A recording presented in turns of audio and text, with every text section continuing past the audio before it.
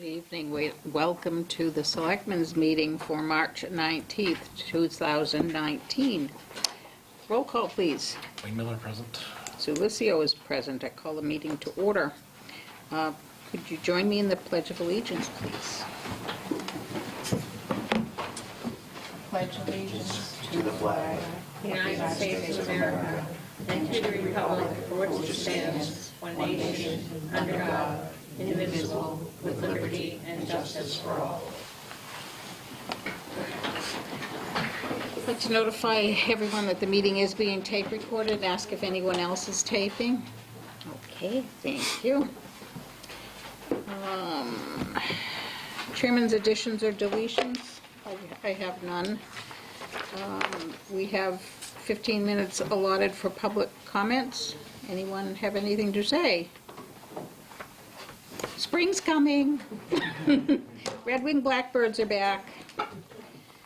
Okay, that's done. 6:05, we're a few minutes early. Is the planning board here? Okay. Hi. Okay, if we get going on that? Sure, come on up.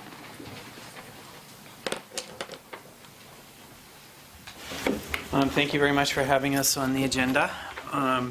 This is a formality in regards to the district local technical assistance grant that we had applied for.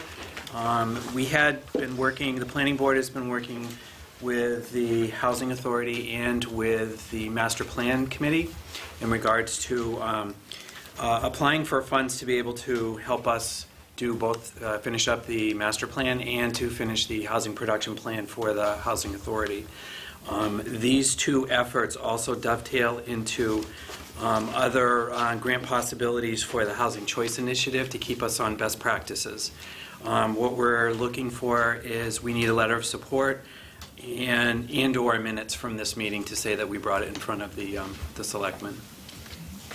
We also have a report that is from Kim Craven from the Master Plan Committee as well. If Beth, if you could.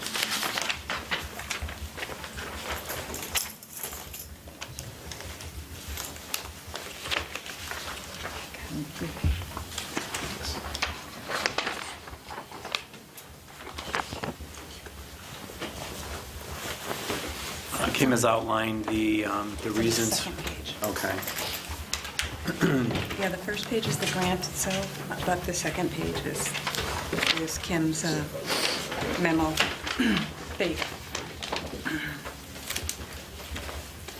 So is this to do a survey? What?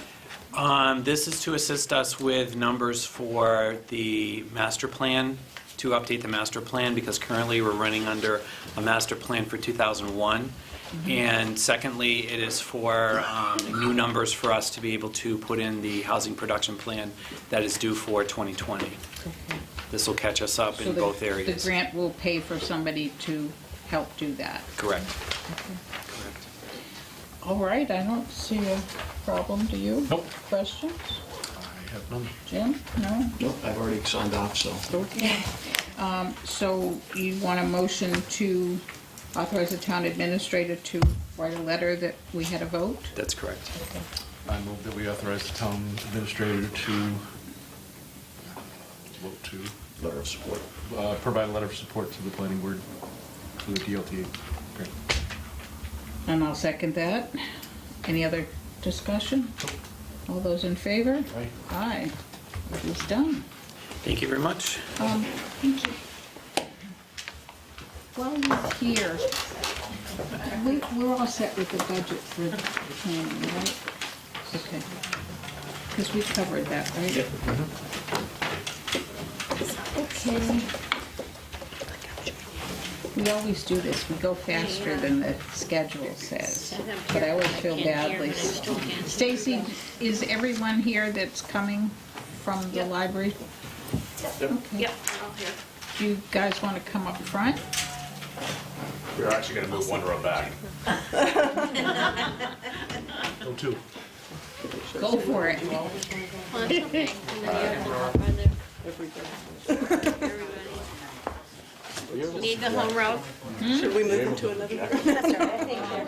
They're gonna stay back there with me. Okay. Yeah, we could have, as we know, yeah. Okay, so, next time. Okay, We'll know for next year. okay. Everybody on the finance committee have a copy? We'll come behind.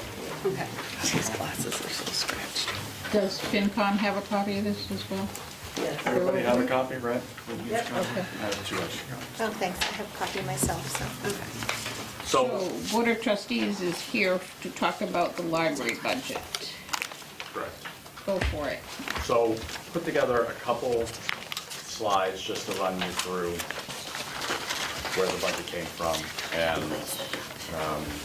hopefully help answer questions that you may have as you reviewed it. Glad to dig into anything else. First off, just wanted to start with, this is the 10th year of the facility. So I know the library director and a bunch of volunteers are looking at, kind of having a little celebration on that this year. So, but just some of the first page really just highlights some of the things that have happened over the course of those 10 years, right? Circulation's up about 100% since opening in 2008. We've instituted over 450 programs for all ages last year, and that's up in all categories from children, young adults, and adult and senior programs that's going on there. I do show, as you look at the chart for adult and children programming, you see a spike in young adult on the orange line there, and I think that's directly correlated to last year when we added the young adult librarian to the program, and it really has done some great things for the programs there, but also for the kids that use the library in terms of just research and support with homework and all of those things that that our members of our community in the 5th through 12th grade really need help in some of those areas. So it's been a great thing, and part of our budget this year is to add a bit more time per week for her to continue to grow that program. So those are the number of programs, correct? Not the number of participants? Number of programs, Yes. correct. Yeah. So what Stacy, our library director, and the trustees are really proud of is the breadth that takes across the community, right? You tend to think of library as you go straight to children, but a lot of folks within the community are taking advantage of it. Another thing quite proud of is just the number of folks with the library card in the town. So we're approaching 7,000, which is up for sure over the past 10 years. And we're also averaging 13 Sundays which are open annually, and that's provided by donations from folks within the community, local businesses, and really ends up being a minimal cost to taxpayers for that added benefit.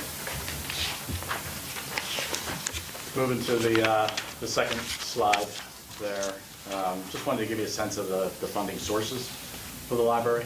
You see 81% of those funds come from the town and the budget that you all have in front of you. 19% come from non-Townsend estimates for FY20. And that includes those members or those participants in the library who are out of state in terms of fines and whatnot. Any out-of-state library card issued has a fee to it, an annual fee that we collect. The endowment, the library is fortunate to have a very strong endowment. This year, they've pledged $38,000 for support of the library, which is fantastic, and probably even while the money's not the same, the Friends of the Library, looking at around $21,000 for this upcoming year. Right, so that's volunteers and just kind of the fundraising that happens across there. So just a great group of people supporting the facility for us each year. Then our state aid is estimated at about $15,900 for the year. Jim, where's that state aid show up? Does that show up in our? It's in the revenue. In our revenue, Yep. okay. So that's basically earmarked for the library.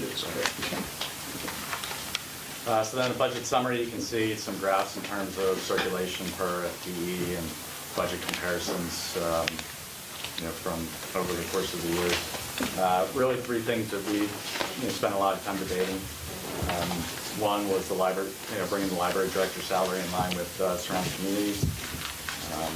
As I mentioned previously, increasing the young library in hours. We're hoping that's going to add to the programming that we do, but also just continue that, that library homework support, research support, that happens with, with that group. I think there's a misconception that there's a bit of babysitting going on with the library, and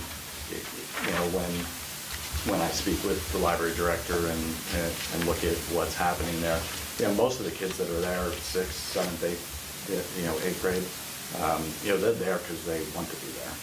For the most part, they can go home if they want to, but they want to be there. They want to be with folks who are like them.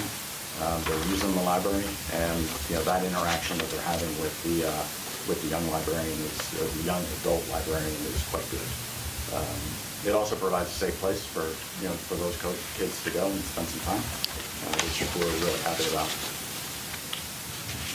And then also we have some, again, it's 6 hours a week, but it's part of our long-term plan to continue to add staffing, to increasing the use and the programming and the services provided by the library.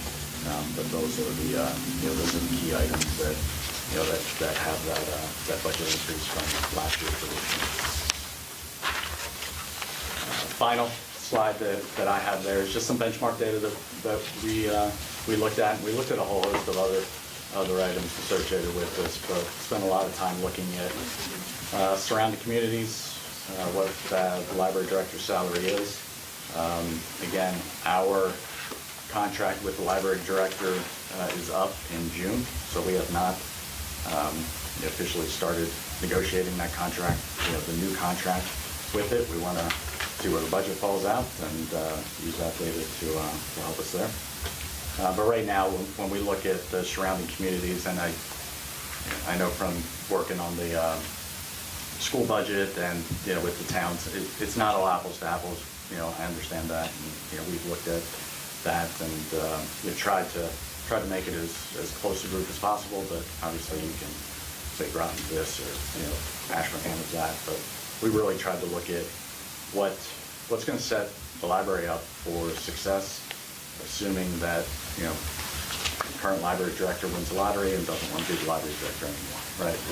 What are we going to do, and how are we going to replace somebody that, quite frankly, is paid less and expected to do more than our surrounding libraries, the way I look at the data.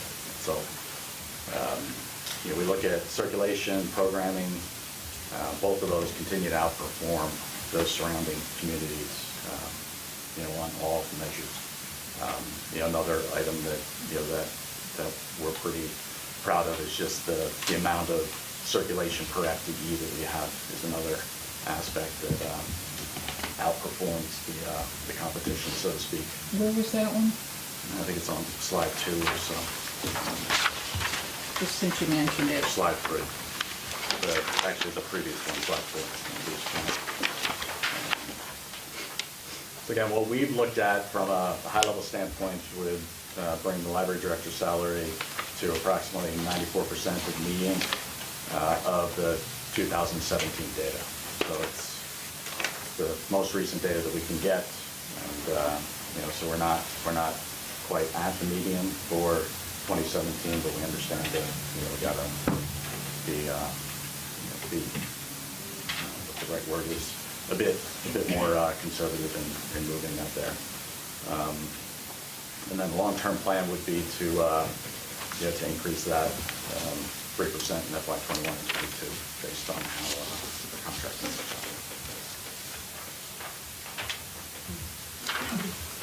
So it's a larger increase the first year. It is. And the budget line item, I believe, as we had it on the TA proposed, would be 14.8%. 14.6. 14.6. So So this kind of goes along with our other discussions about other positions that we're gonna need to start looking. I'm glad you guys kind of are looking forward instead of waiting to react. Which is why we're in some of the positions we're in right now. Yeah, we had a similar discussion just last week about the accountant, and it's difficult, you know. You're borrowing from each other, or other people are attracting our people away from us. Right. You know, so it's like we need to make an investment in Yeah, catching things up. Yeah, it's not just a municipal thing too. I mean, we're seeing it in business world all the time. People are trying to go for a couple grand here or there, and you gotta work the all aspects of it. I think again, one of the things that that we've looked at is not just from a salary standpoint, but also the support and programming and kind of what makes the job fun to continue to attract good people like the library director and others. So. Question?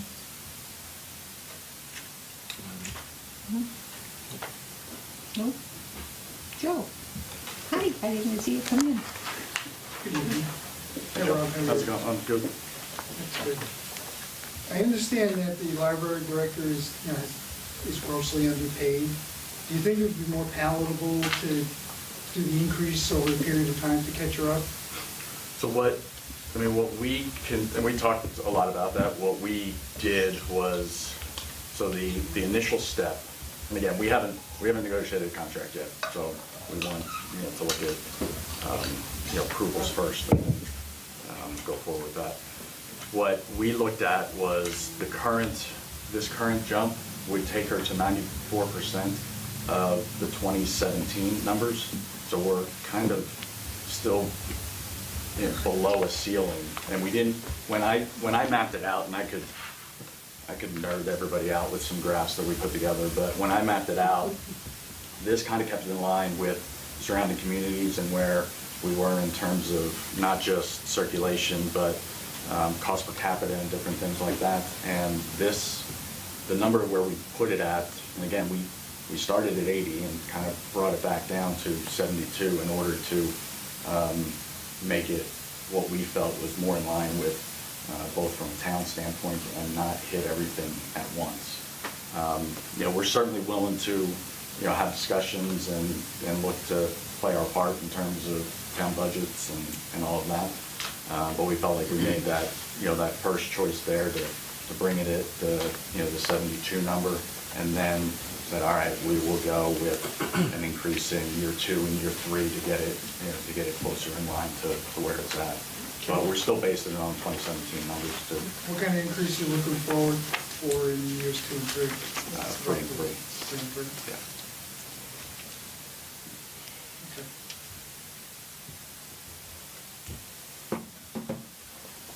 So that'll still be in year 3, only 77,000 and change, so you'll still be probably just under the 17 Yeah, we're still. Correct. when you're out in 22. I think it's important to think about it too as it's similar to what we talked about. There's a base, and then there's raises on a base, or increases for staff, or increases for... Market adjustments. Exactly. And then raises. Right, and this is mostly a market, it is a market adjustment. Right. And we had a lot of discussion, right, walking the line between, town, what, the town needs, the library needs, and, making sure that we're set up for the future in terms of this position. And I'm doing this in my real job too. It's a very competitive job market right now, so you have to be creative in how you... You're on any kind of job, I get calls every day. So, again, I'm glad that you're being proactive in asking for more than... Right.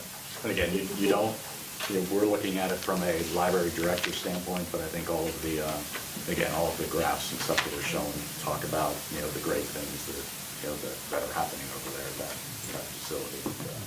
it's a testament to the leadership and staff we have. Jim, while we're, I might as well be the bad guy. While we're talking about budget, where are we at now with adjustments that you made from our last meeting? As of Saturday, we're about 48 out, because we went a little bit in the wrong direction Yeah, on Saturday to try to cover a few things, so. yeah. I mean, we did the same kind of thing with one of the positions too, so, all right. I mean, probably we're gonna have to go back to the drawing board with something or an ask, not just from you, but from everybody, what that is and what that's gonna end up to be, I'm not sure, but I totally support what you're trying to do.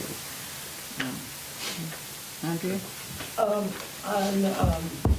the little pamphlet that you handed out, it has funding sources. Those funding sources are just used for programs, correct? No. No, they're used for a number of different items. What are they, For please? supplies, for books, for Computers, Computers. printers. So all the computers that are in the library now and have been in the library since 2009 have been purchased either through the endowment or the state aid incentive grant. The town has not had to pay for one computer. Pardon me? The town hasn't had to pay for a computer in the library. Yeah, it pays for a lot of our supplies as well, because $2,000 does not cover all the supplies that the library uses. So the ink that we use for the computers, none of that comes out of the library budget. That all comes out of other funding sources. There's obviously programming furniture. The endowment just paid for a new DVD case. There's, story time supplies. I mean, the Friends of the Library pay for science time, story time supplies and things like that. I mean, there's a lot of different things that all of these funding sources pay And for. books? Books, yep, they pay for books as well. I don't understand exactly how that works, because I thought that your total budget spent on those things were what figured into the gross amount that you had to pay. I can explain that, actually. Thank you. So the endowment purchases books. The endowment is the only other funding source that I typically use, well, sometimes a state aid incentive grant, to purchase books besides the town budget. What the endowment bylaws say, they say that they will not purchase anything that the town should be purchasing. So they'll purchase above and beyond what the town should be doing, but they will not they will not replace what the town is So supposed to that be doing. doesn't count in your total then? It does count for the state, but if you took it away and said we're not paying for that, then the endowment would take it away and then we wouldn't have it. I'm Yes, not I'm just telling arguing you, it that. I'm does just count. trying to understand. Yes, yes, So yes. it's similar to basically all or federal nothing. grants. Yes, it's that- kind that of- say, yeah. this money is not to supplant But it's what to- you already yeah, have, it's to but supplement. it's to supplement. Exactly, Okay. exactly. So we don't get it if we don't. So pony it up it the- is for extra things. It is for extra above and beyond it. And you mentioned a couple of programs too. You said Oh, science and, Yeah, well, I mean, the town doesn't pay for any of the programs. Out of the town budget, none of the programming. So, like, the endowment pays for the entire summer reading program and the winter reading program. The Friends of the Library pay for, various programs that we have throughout the year, as well as the endowment. They split some of the programs. We had mini golf, they paid for part of it, and the Friends of the Seniors paid for part of it, and the endowment paid for part of it. So, we're very lucky in this town to have, the endowment that we do. Last year, they gave us $40,000. This year, it's $38,000. It does a lot for the library. We're really lucky, but you need the staff in order to use the funds that you're given, programs if you don't have if you don't have the people. So it's kind of like one of those tricky things where you're trying to balance everything out. Yep, yep. that's good information to Yep. have. Andrea? Jack, I'm so confused. When it raises the bottom line for what we have to pay to the state, I assume the value that we get in books is greater than what we have to pay in the increase, correct? Correct. Yes. Yeah, we haven't, if you took the endowment funds out for last year and this year, the number that we have to hit is below that. So the budget, the town budget is below the calculation for the state aid that we have. So that is not adding to, what you're required to pay from a state calculation standpoint. Those additional funds are not adding to that. But you said it was. No, it's not. So, do you have that form? Yep. This is the part 3 years that it confused me anyway. So I anticipated that, so I can give you a big calculation here, hopefully. Joe's behind you. Now I have two, so I'm going to give you guys one to share. So, and I'm new to this, so you have to bear with me, right? So the way the state aid calculation works is you take the average of the last 3 years and you times that by 1.025, and that gives you your certification budget. So the certification budget for FY20 is $304,721. So your budget needs to be above that. So our FY20 budget right now is sitting at $361,737. So you're well above the certification budget. And then within that, for a facility that's open greater than 40 hours, $48,755.45 of the certification budget must be spent on books and materials. That's where you can take, if the endowment pays $20,000 for books, and the town pays $20,000 or $28,755 for books, there you're good with that. Thank you. Okay. And then what we did there, just to give you a sense of looking out ahead, library director put together projections for FY21. So you can see that with adding FY20 into the calculation, next year's certification budget would have to be greater than $336,686. And again, of that, $53,869 would be required for books and materials. So current year budget is above what the anticipated FY20 certification budget would be. So we feel like from a planning standpoint, we're good in that sense anyway. Still got to make the numbers work, but it at least gives you a little bit of insight into where things are going for next year.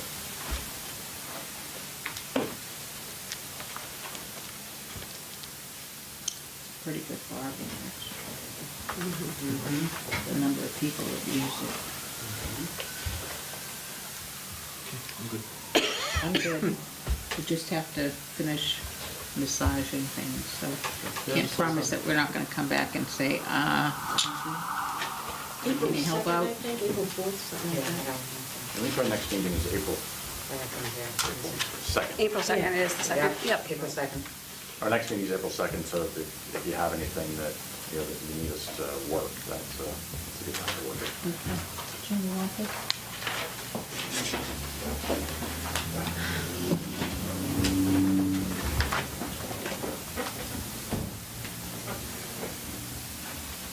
Thank you for your time. Thank you. Appreciate it. I'm just making a note, otherwise I'm gonna forget it. Thank you. Appreciate it. You're welcome. Thank you. Thank you. Thank you.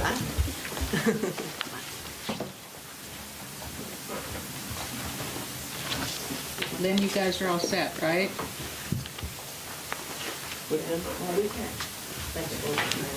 No, I just wanted to make sure you didn't have any more questions.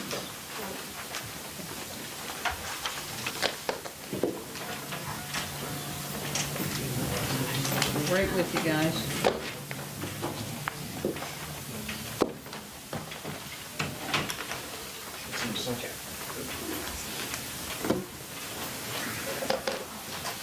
I'm up here. Thank you, Rob. Thanks all.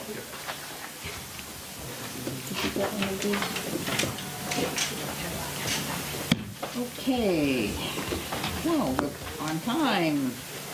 Karen and the Council on Aging.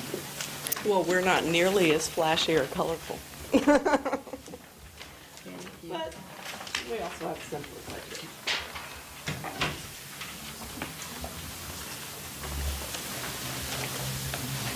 So, as you can see from the budget that we proposed for what are we looking at, 2020?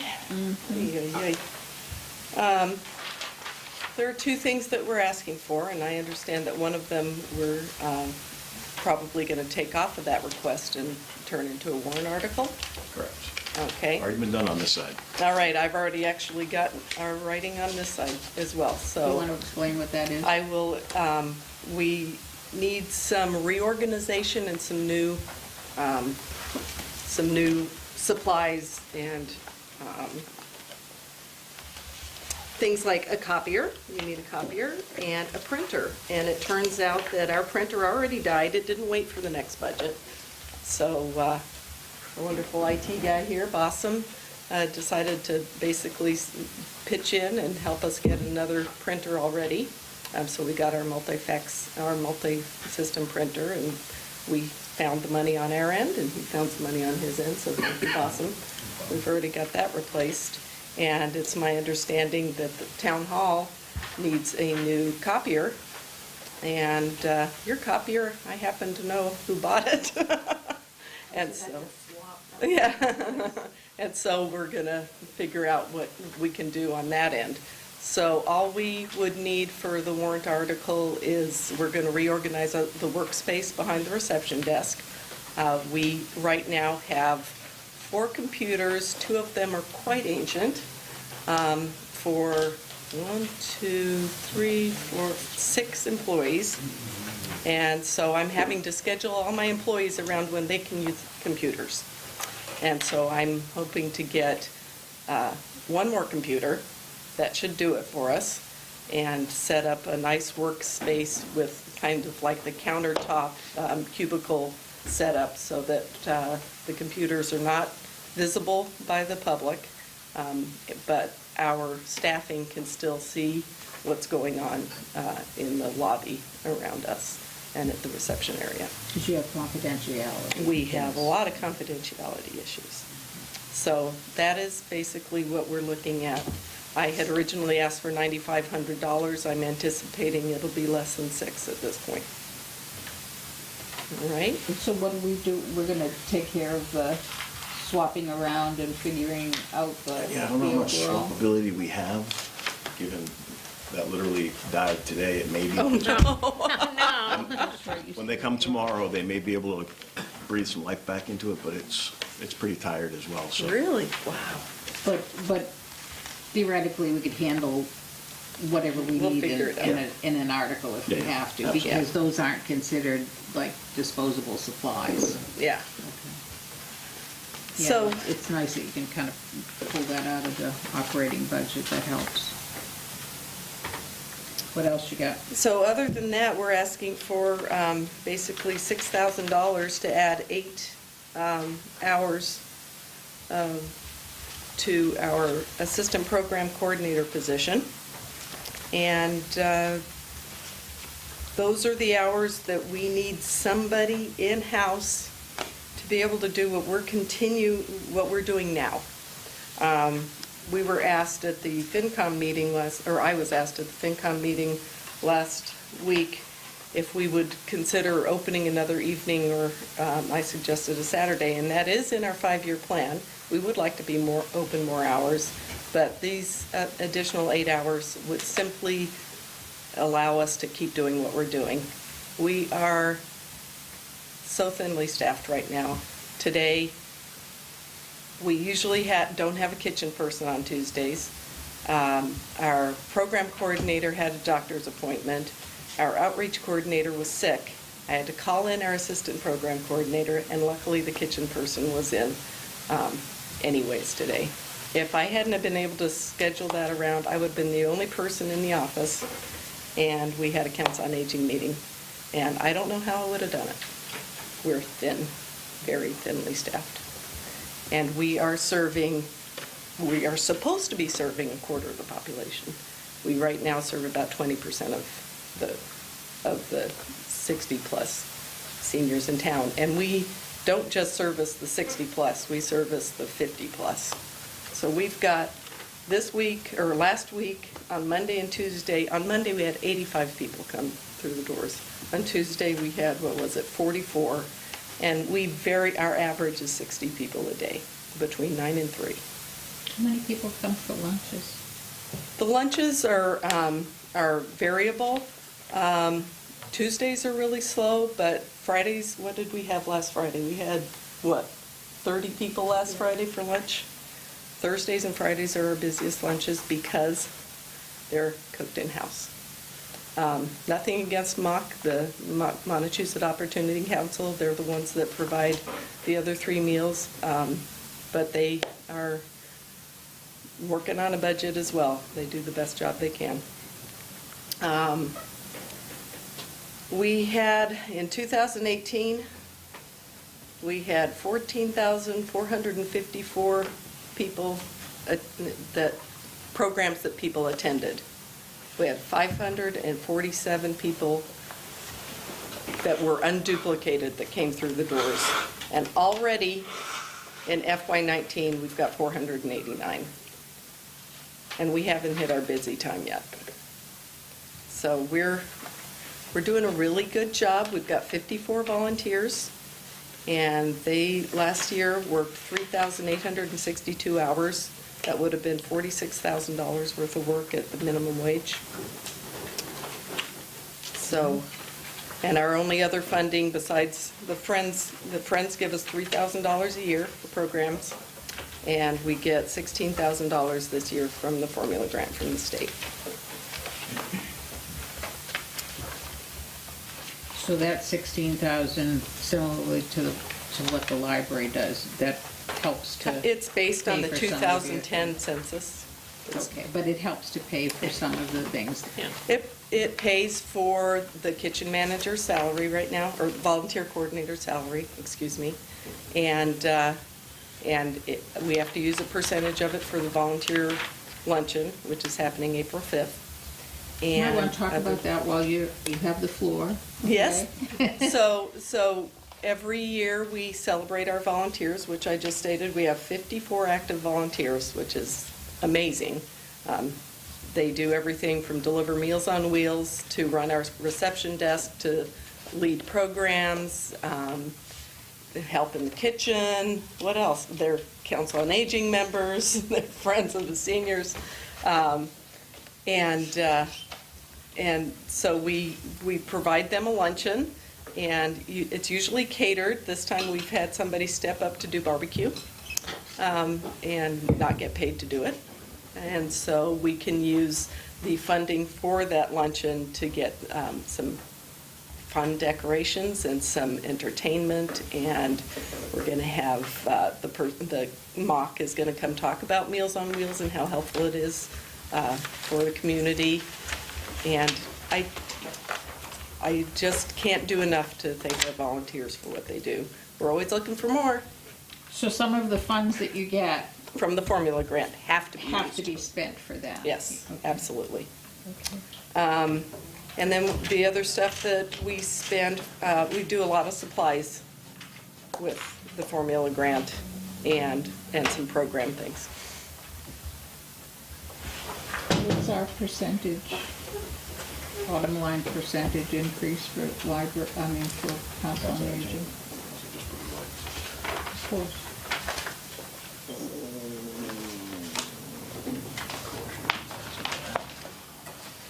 I thought we had it out. I did, but I thought it was wrapping up, so I put it away.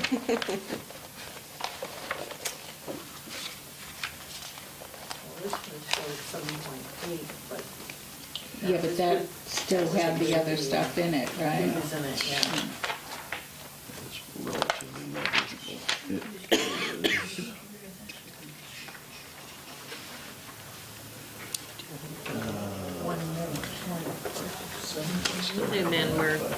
build our budget and our programming Approximate. with the projection, so that we're not 17.4%. caught in 5 years with the Small library. numbers. And $90,000 From increase because 112,000 to 131.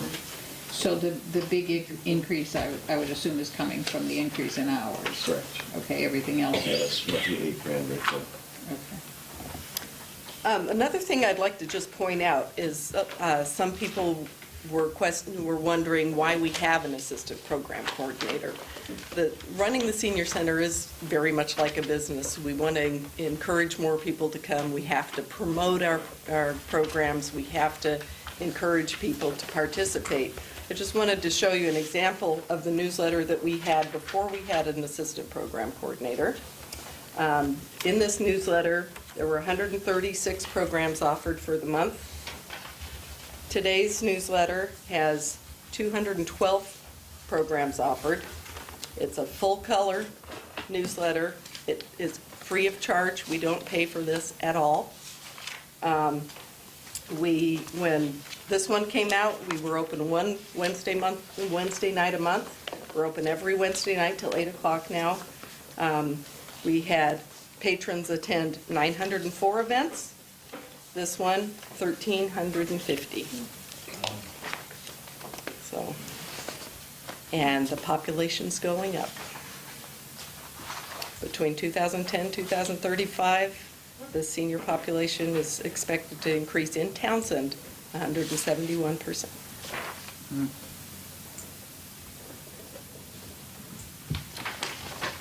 Any questions? No, just good job with doing what you got with the rules you have.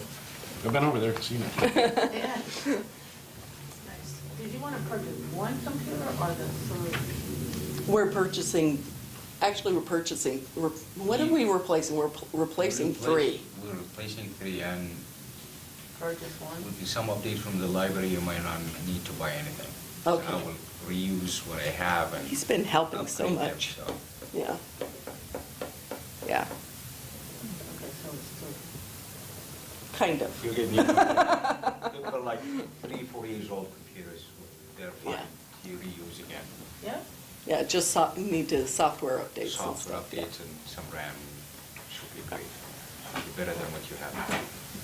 Everything's better than what we I'm all set. You too. Jim, you okay? I'm good. All right. Thank you. Anything else? Yeah, because we had a minute, Yep. so. Okay, Thank you very much. thank you. Good luck. Awesome, your turn. All right, ready. In the hot seat.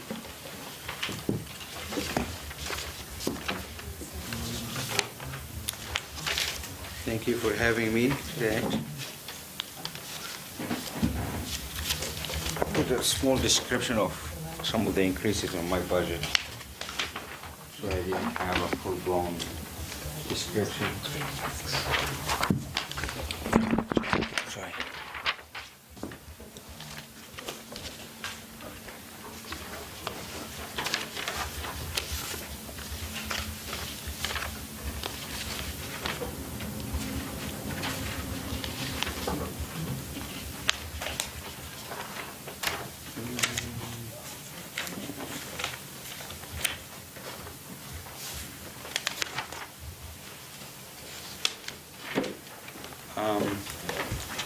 Two items that I have an increase on is the MIS, other purchases services, that went up from like 25 to 40,000. And that's due to the Office 365 online for the email. There's a monthly subscription.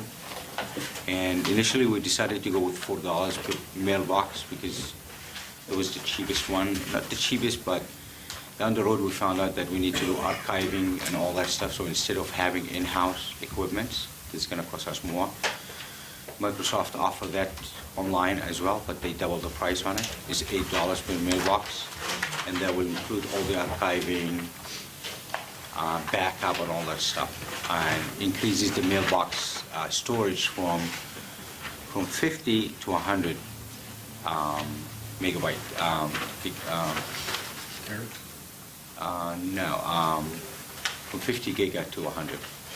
So that's give us a lot of expansion. Some emails, boxes here, it gets a lot of emails. That's why I have to purge some emails between them. So,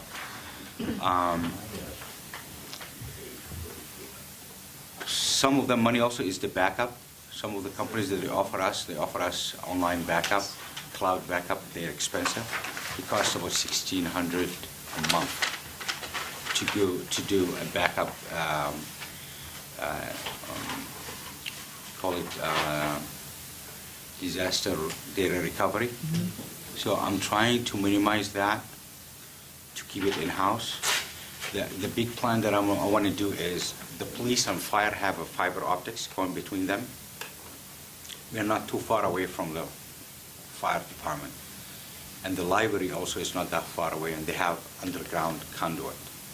So if we run our own fiber between the library and police, and we only connect between here and the fire, we can share the line that is going. It's like 12 or 24 strand of fiber. They're only utilizing 3. So it's single lines they have about 12. They're only using 3. So if we have that connectivity between here and the fire, we can save a lot of money in our backup. So I can have a backup here, and I can have a backup at the library. It might just be me, but usually I thought that like disaster recovery was typically off-site. Exactly. So I can have a backup here, and I can duplicate my backup at the library. Does that require a server backup for both places then? Well, you're going to duplicate some. I can put equipment to back up here and send the backup over there. But I thought the whole basis of this outsourcing to the cloud was to back up off-site. No, we're doing only the email backup off-site. Office 365 comes with a built-in backup and archiving. I'm talking about our data itself, our servers, data, and equipment that we have here. I think to that point, though, Wayne and Sue at the last meeting were talking about that being, I thought it was all going to be cloud-based. the future of that being cloud-based as well. Our data That was the backup. direction we were going at. Yeah, the cloud-based, that's why we were going to have in-house mail server in here. And we decided to go the cloud. Right, but I thought we were doing like the whole shebang, everything was going to be cloud-based. No. I thought that was the quote we got from Acuity. Well, no, Acuity was the email section, and then some of the backup, as I said, yes, 1,600 based on a 4 terabyte of size storage, and there was 1,600 a month. To back up email? Or No, there's two separate things. Yeah. Okay. So the email portion is $8 a month per mailbox, and we have about 55 email accounts, including all the other accounts that like the shared accounts, like veterans at Townsend or tax collector at Townsend, all that, including all the users. Part of that backup, to back up your site, so that's the email portion of it, and that will cost about $8. That will Okay. do the backup for the email itself. The system itself, the software, the network, your servers, your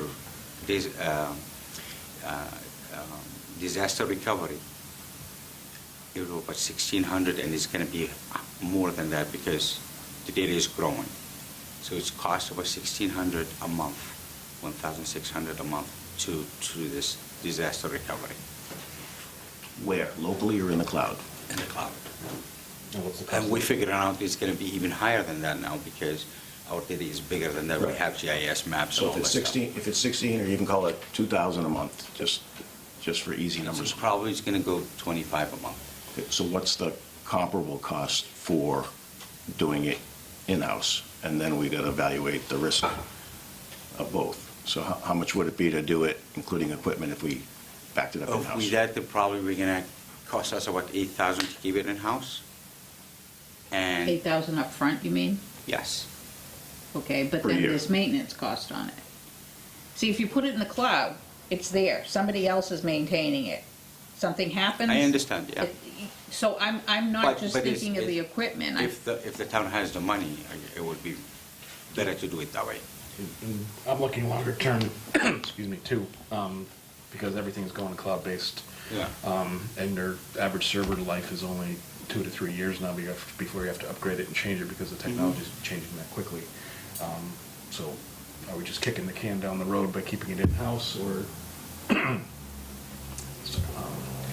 or is it time to start looking forward and looking at a cloud-based system for everything, included in either next year's budget or the following year's budget? I think we need to start planning for that because I mean, the solution is there, but it's just, it gets expensive when you start to Okay. do everything. Yeah. We need to back up because I'm confused, because we had some money from a grant. What is that grant paying for?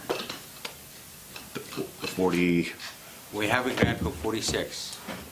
That's gonna do portion of the network upgrade, the servers,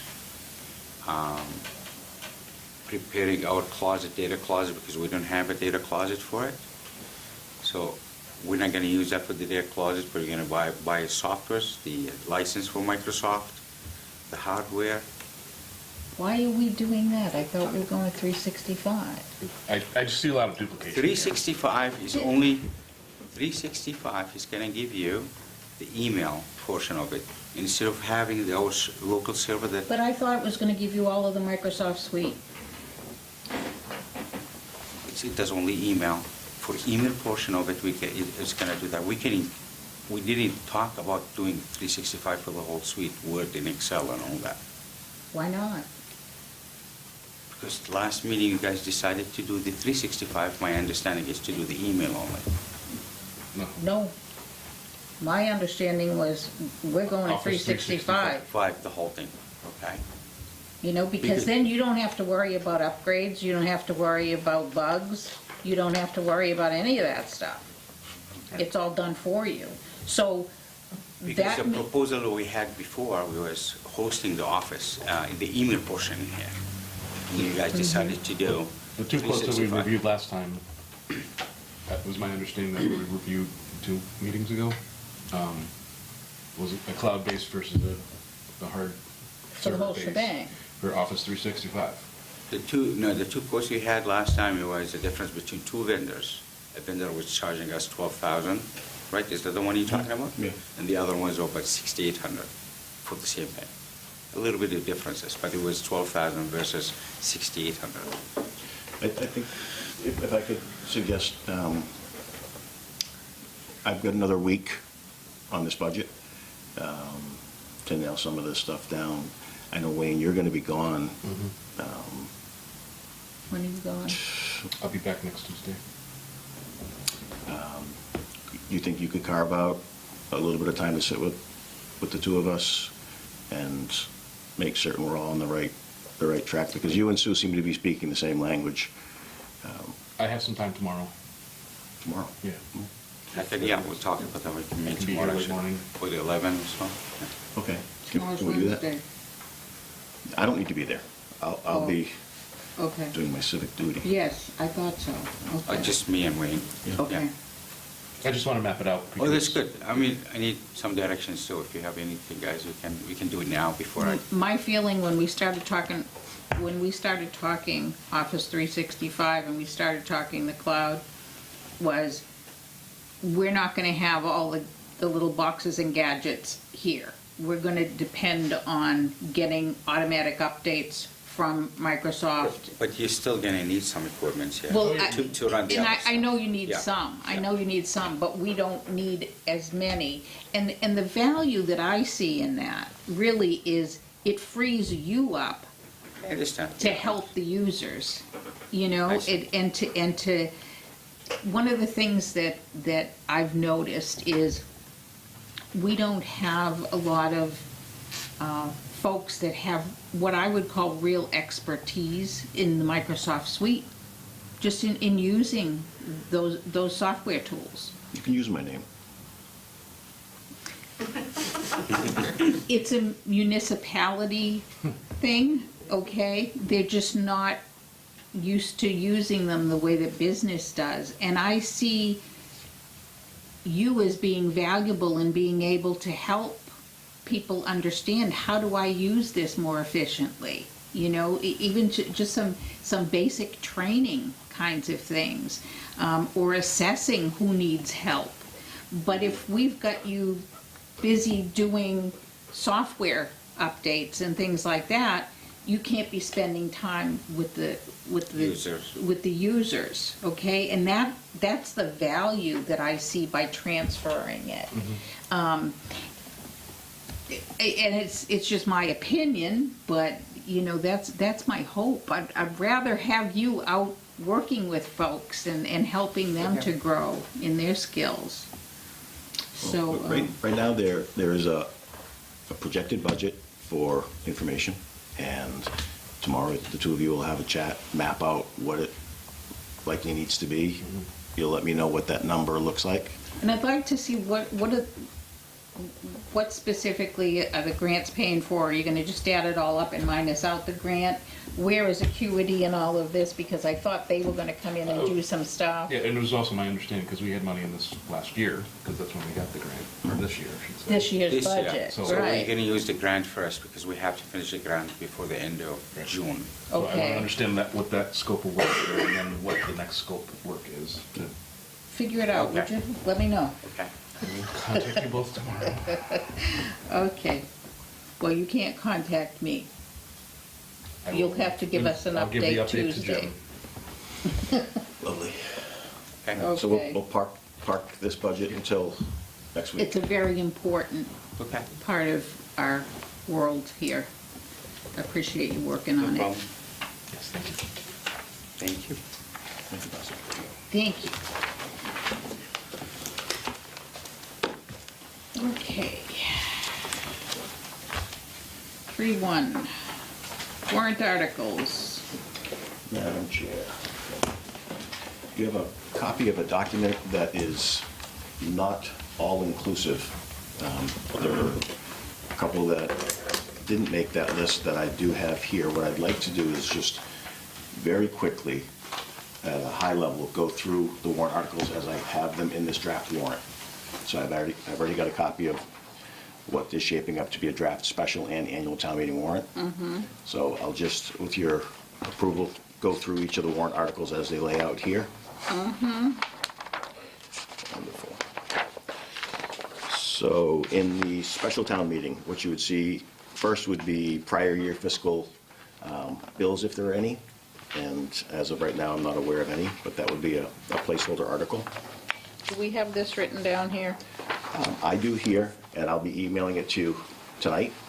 Okay. This- So in the I don't form. have it listed on this one, so you're saying prior bills. Okay, that's fine, I got it. Next, you would see snow and ice, which we won't know that until we have the last of our snow and ice. Next, you'll see legal budget. We're expecting, obviously. Pardon me? The legal budget. Next, supplementing the Finance Committee Reserve Fund. Which we talked about the other day, right? Next would be the line painting of public ways, How much is that? $9,500. And that could be a Chapter 90 issue, but we'll try to plug it out of free cash to keep the Chapter 90 stuff for, You said it was 95? yes, Thank for actual you. roads. Next, you would have 9,500, which Karen said will probably be closer to 6 when she was just here, and that's for Council on Aging equipment and furnishings. Next, you would see $10,000 for disposal of woody debris from the recycling center. It came in from the Board of Health. Help me again, what was it? Chipping wood and disposing of wood. This is a discussion that is going to need to take place prior to, I thought you'd remember that from Saturday. Yes, I do remember that from Saturday. But it was submitted timely by an Okay. elected board, so So, here it and what is. was the expense again? $10,000. $10,000. Okay. And then you would see an article submitted by the Recreation Commission for consideration of funds as a match toward a grant for a recreation field. And they'll be in to make a detailed presentation to you, but that is the last of the articles Do of we the have special an town meeting. amount? I don't have one to speak of right now. I think that's something that they're going to want to speak likely at your next meeting on. We have to confirm when they're coming. Yep. Jen, that was recreation for what? The grant for what? The field that they came before you guys and spoke last week, I guess? Yeah.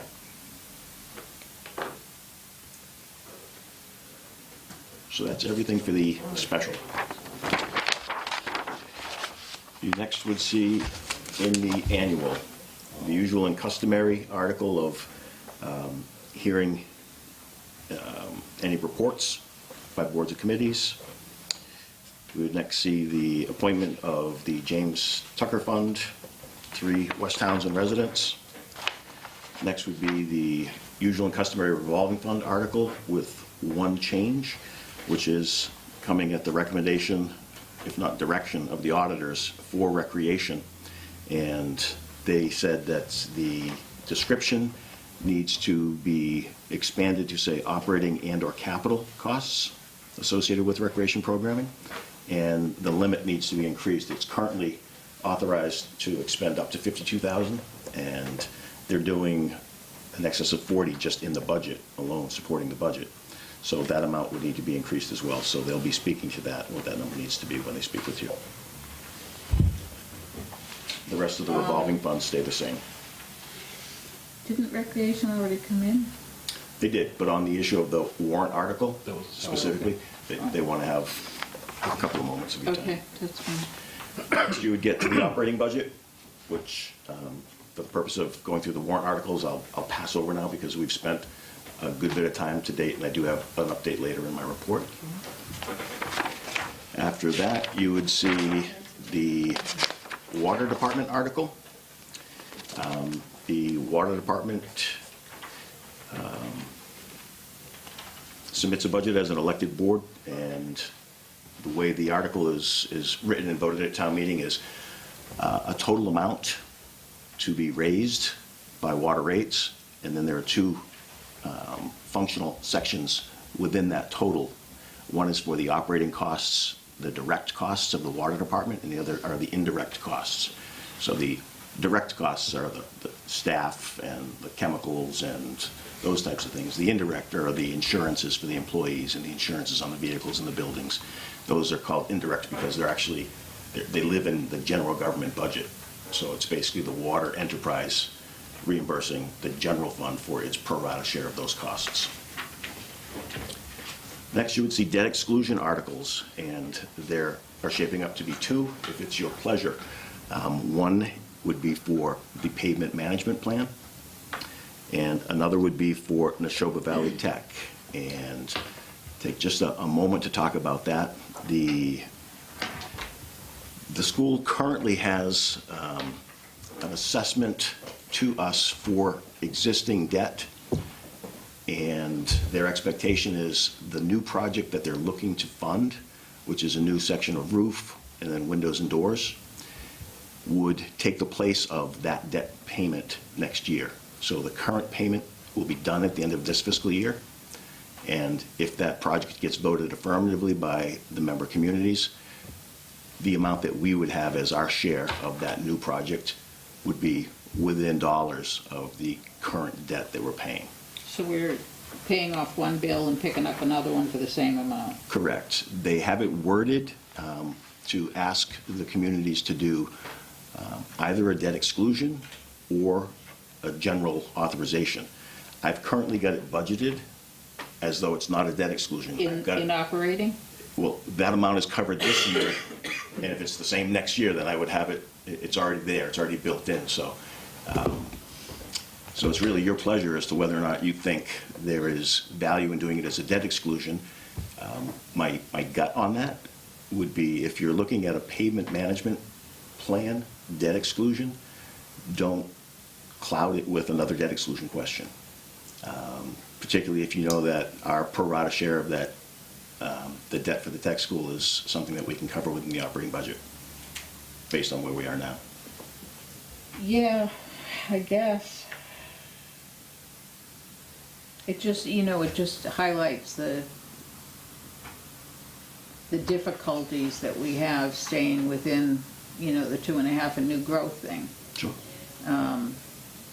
Here we're talking about the kinds of things that we need and the kinds of things we want to provide, and we keep hitting up against, we're talking, what, $50,000 short, the way that you're looking at the operating budget right now. So, okay, well, we can talk about it some more.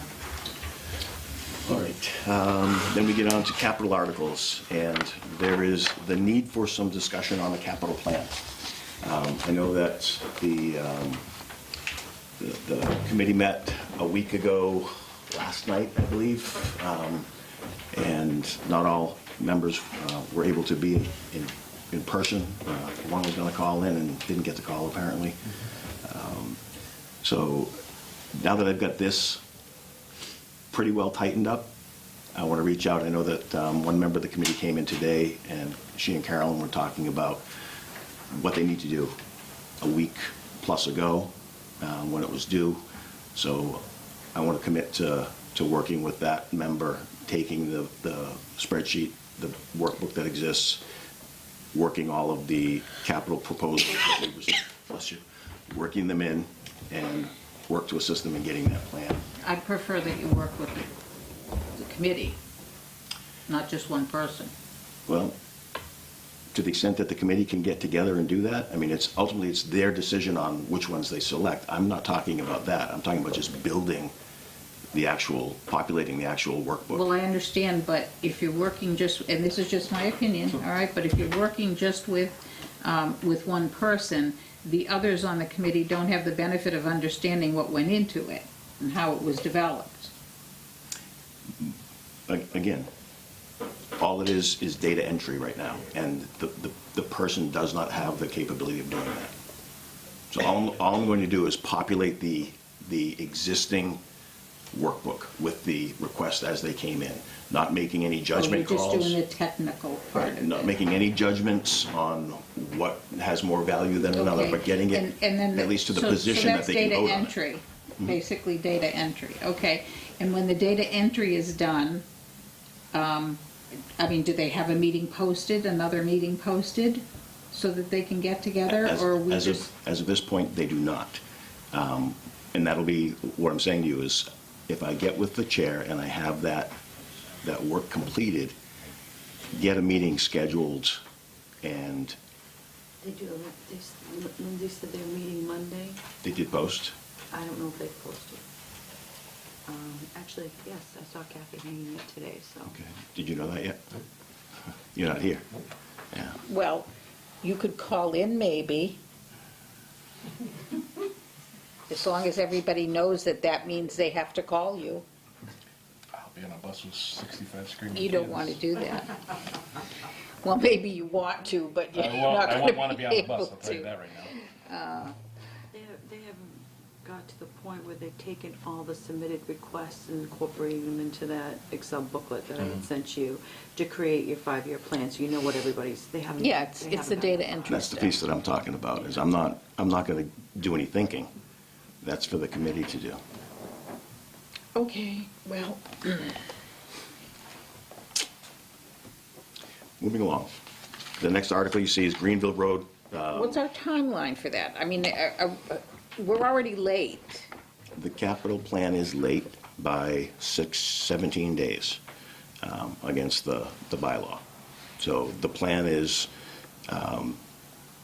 before your meeting, the 2nd, is it, Carolyn? April Well, 2nd? we haven't talked about our meetings, okay? We know Before- we're meeting next week. Right, before the meeting of the 2nd, to have done the technical work and had the committee meet to review it and take votes. So a plan Okay. would be available for the 2nd. Okay. Because If you could just short- help with that timeline, Absolutely, please. because within a week thereafter, we've got to post. Mhm. Okay. Then you have the Greenville Road Walker Bridge. This is a project that we talked about a couple meetings ago where we have a $500,000 Is that on grant. here? I'm not certain. I'm working off of Okay. the warrant articles that I've been carrying. We talked about this project a little bit ago. This is the bridge that's crumbling from underneath, and it is ours. We have an obligation to deal with it, and this is a $500,000 grant. There may be up to $200,000 exposure above the grant in order to do the project. So this would be a borrow article for town meeting to consider. So we've retired a little bit of inside the budget debt this year. We'll retire a little bit more next year. So the idea, similar with the tech school, would be to roll additional debt on in place of that's being retired and not in addition to what we've currently got. Again, within the operating budget. Correct. How much? I don't have that yet. I know the project cost. I haven't run the debt service.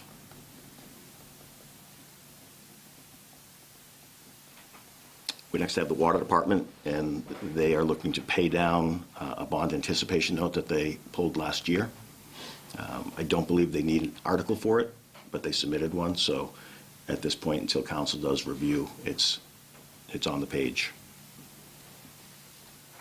Okay. We then, for the last of the capital articles, we have a request that came in from the cemetery and parks to use cemetery funds to purchase equipment. No specificity to it. That again, when we start dealing with the warrant articles specifically and have the sponsors of the articles before you. Is that part of capital? Depending on what they're looking for, it could be. It may be that they submitted this as a placeholder because capital wasn't moving forward. Then we get into general financial articles. The first is the pavement management plan, which would be in addition to the consideration for the debt exclusion above. This would be the $50,000 from raise and appropriate that we talked about, and $250,000 in free cash. And the $250 would be an annual that would be looked at from free cash, and the $50 would be an annual out of an increasing $50 each year over 5 years out of the increase we see each year in the excise. So you get to the point of having $500,000 from this, roughly $500,000 from our Chapter 90 allocation, giving us an annual $1 million. So once, As a maintenance as a budget. maintenance budget, so presumably once the work is done and our system is upgraded from our current 57% rating up to a more appropriate 75% rating, which is what the plan is targeting. If that gets taken care of through debt exclusion and a pavement management plan done by the consultant, that $1 million annually would be the maintenance money. That makes sense? But we haven't talked about the pavement management plan. Nope, that's later in my report. Okay. We're not in my report yet even. Next, the assessors submitted an article for a pilot for a solar project.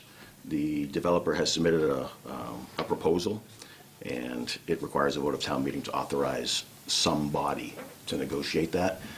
I've seen it, by and large, be the select board. The assessors are submitting it that the assessors be the body that negotiate the pilot. So pilot is payment in lieu of taxes. The way the Commonwealth handles ground-mounted solar arrays is subject to negotiation of the parties.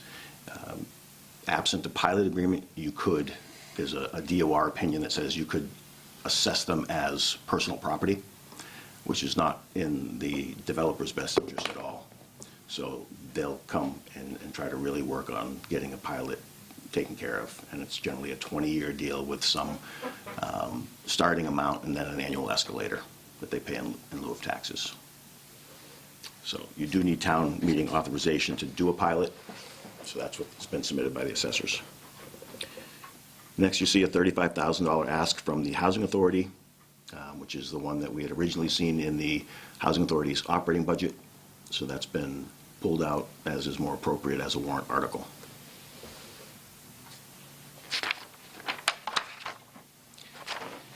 Next, you would see what is now the second year ask for $5,000 for the town's 300th anniversary celebration.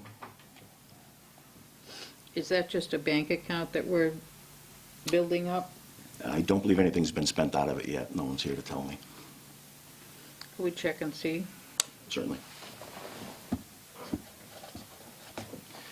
And the last, excuse me, not the last, yes, the last. The last is coming in from the assessors, and it's $10,000 for the cyclical inspections. And Those are the end Those are of the the- financial articles. Next, we would see general business bylaws. One is 3 to 5 selectmen per the mechanism that's in the charter. The We next, pulled that out, Les. Sue had that. That was the one you weren't here. No, we pulled it out. oh, okay.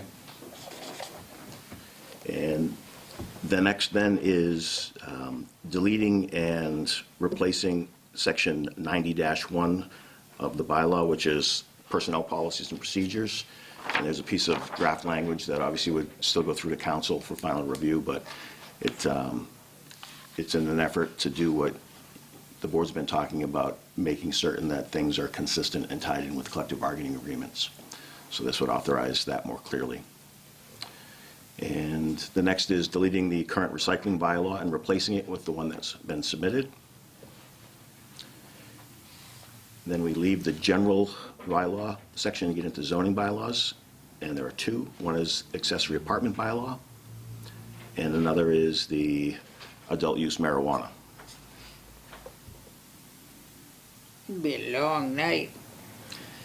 We then leave the zoning and get into special legislation articles, and we have charter review. And we have one submitted by the police chief for police chief employment beyond age 65. What that means is in the Commonwealth, in a police position at age 65, you're out of the game unless authorized by a vote of town meeting that's then concurred with by the legislature. So this is a piece of special legislation to see if our current police chief is able to work beyond age 65. So just to lay it all out completely, even if this were to go to town meeting and were to pass and then get adopted by the legislature, that doesn't mean that this current police chief, Rick Bailey, is somehow locked to you. You still have the appointing authority and the contracting authority. This just makes it possible to continue beyond 65. Follow? Well, I thought there was actually something in the contract about it. No. In his contract, yeah. I think it speaks to the board.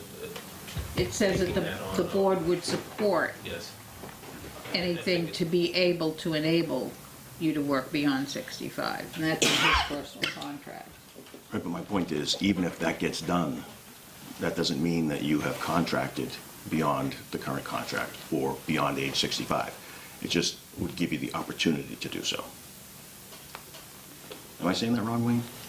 I follow it, I think. So it's a series of events that have to happen. The town meeting has to vote on it, the legislature has to approve that. I know, but I think we're locked in to supporting it. Not if the state law doesn't. No, I know, but if it all comes back as the state saying it, then we are locked into it according to contract. You're locked into supporting that legislative action, Right. period. That just means that you now have the opportunity to continue his employment beyond age 65. Okay. Doesn't mean you're obligated to. Okay. That just gives him the opportunity to say that he'd like to continue. Okay. And it doesn't. Am I saying that right, Rick? Yeah, and there's some wording in there at my current position or a lesser position, which could give me the ability to work part-time or as reserve or any other position. Okay. And lastly, we get to citizen petition articles, of which there are 3. We have one petition article that came in for charter amendment for the water department. We have one that came in for charter amendment for the recall, reference to the Recall Act. And we have one that came in for a citizen petition to ban plastic bags. Really? I didn't know that came in. Yep.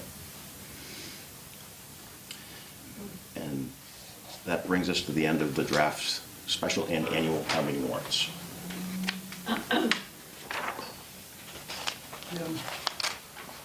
The articles regarding the Recall Act and the charter, if we pass them at this town meeting, they won't affect the work that's going on now or what's been done already. I do not know. Well, I think it's a tricky question, because they're written to amend the existing charter as it exists, and at the same town meeting, there's going to be, yeah,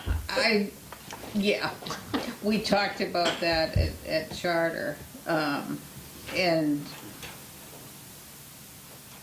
personally, I'm hoping that whoever put those on there is going to take them off and bring them up again if they want to in the fall. Well, I know with the regular law, it doesn't apply. If, on a charter, for I know, but there, example, the wording. if they pass that, you just have to do it over, vote the things over.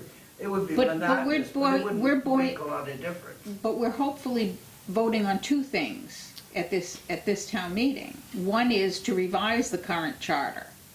But they're saying we want to revise another section of the current charter. But if the charter committee's recommendations go through, it becomes a new charter. It's no longer the existing one. Right, but see, I don't see how. it's a sequencing nightmare.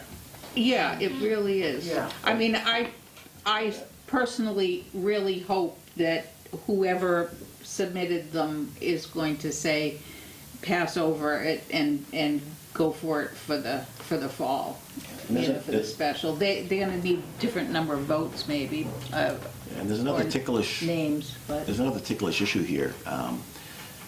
The charter is a home rule charter. It's not an act created by special legislation. So when I reached out after your last charter meeting to get an answer to how do we sequence these things and what effect do they have on each other, town council had just been looking the night before at the fact that what's being proposed by the charter review committee right now is special legislation to, in effect, create the new charter. that's right. Not necessarily amend the existing, but No, it to create becomes a new charter. special legislation. And he was wrestling with whether or not that's something that can be done, or if it needed to be, because it was born as a home rule charter, if it could only be unborn, killed, changed by the same process. He thinks he's found some case law, and Carolyn, you can correct me, because I know you and I have been following this. He thinks he found some case. He was searching for some precedents where that has occurred, but ordinarily when you adopt a home rule charter, you have to follow the home rule in order to amend or change your charter. By passing a special act and creating a whole new charter, what does that do with our adoption of We could a end up whole with new two charters.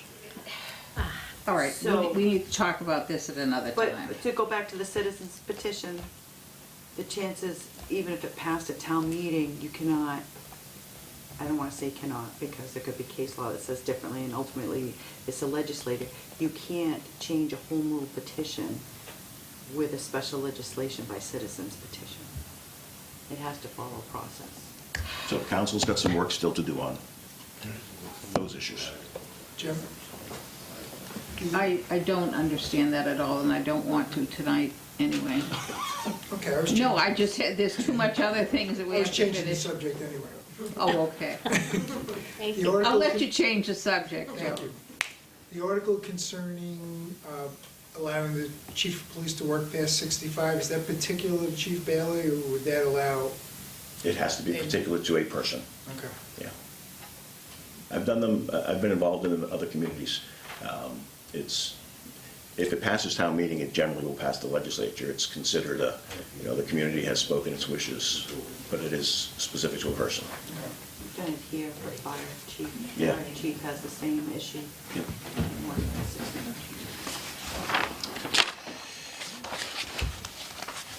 So Jim, is that the only copy of the articles? There is a useless copy of most of the articles, so I'm not going to give you that, but I'm going to clean this a little bit after the meeting tonight, and I'm going to send out that section of it that is the draft warrants to the select board and the FinCom. Great, thanks.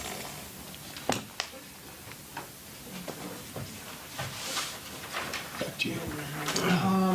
The other thing that was attached was the ending balances, fiscal year ending balances for all of the funds, if you will, revolving funds. Okay, so that's what that one is, huh?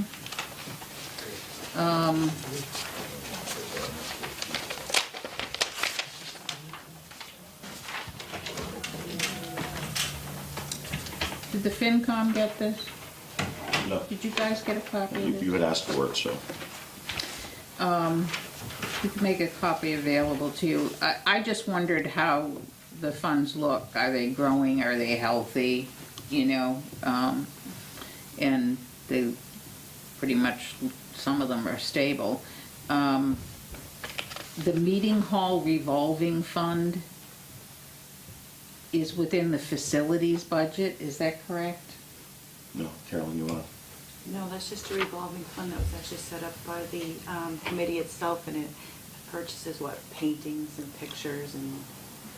The income comes from when they have rentals or exhibits, there's a fee there. It's only like so $400 or that's $500. over at your meeting hall? Yeah. Yeah. Okay. Yeah, and the committee will suggest purchases that have to be authorized. I think they have, it's earmarked to pay for the paint when they repaint it or something. It's Okay. Okay. Old Meeting House Park. Conservation Commission. I understand, but what is it? We passed a revolving fund a couple of years ago, it's been since I've been here, to allow them when there's a sale of land for conservation purposes, the funds received can go into this fund to be able to be used for additional purchases of open space. So it's a land savings account, huh? 2 of timber too, if you harvest. Yeah, if they harvest, the revenue can go into it. Well, I mean, it was 19,000 at the end of 17. It's the same exact amount of money for the end of FY18. I would venture a guess that it's going to be the exact same amount this year. So we're not taking anything in and we're not spending anything from it, but there's... Nope, we haven't sold any land, we haven't harvested any timber, and haven't purchased a Well, piece. even when we harvest timber, it's not an awful lot of money anyway. Isn't somebody supposed to come up with a timber plan?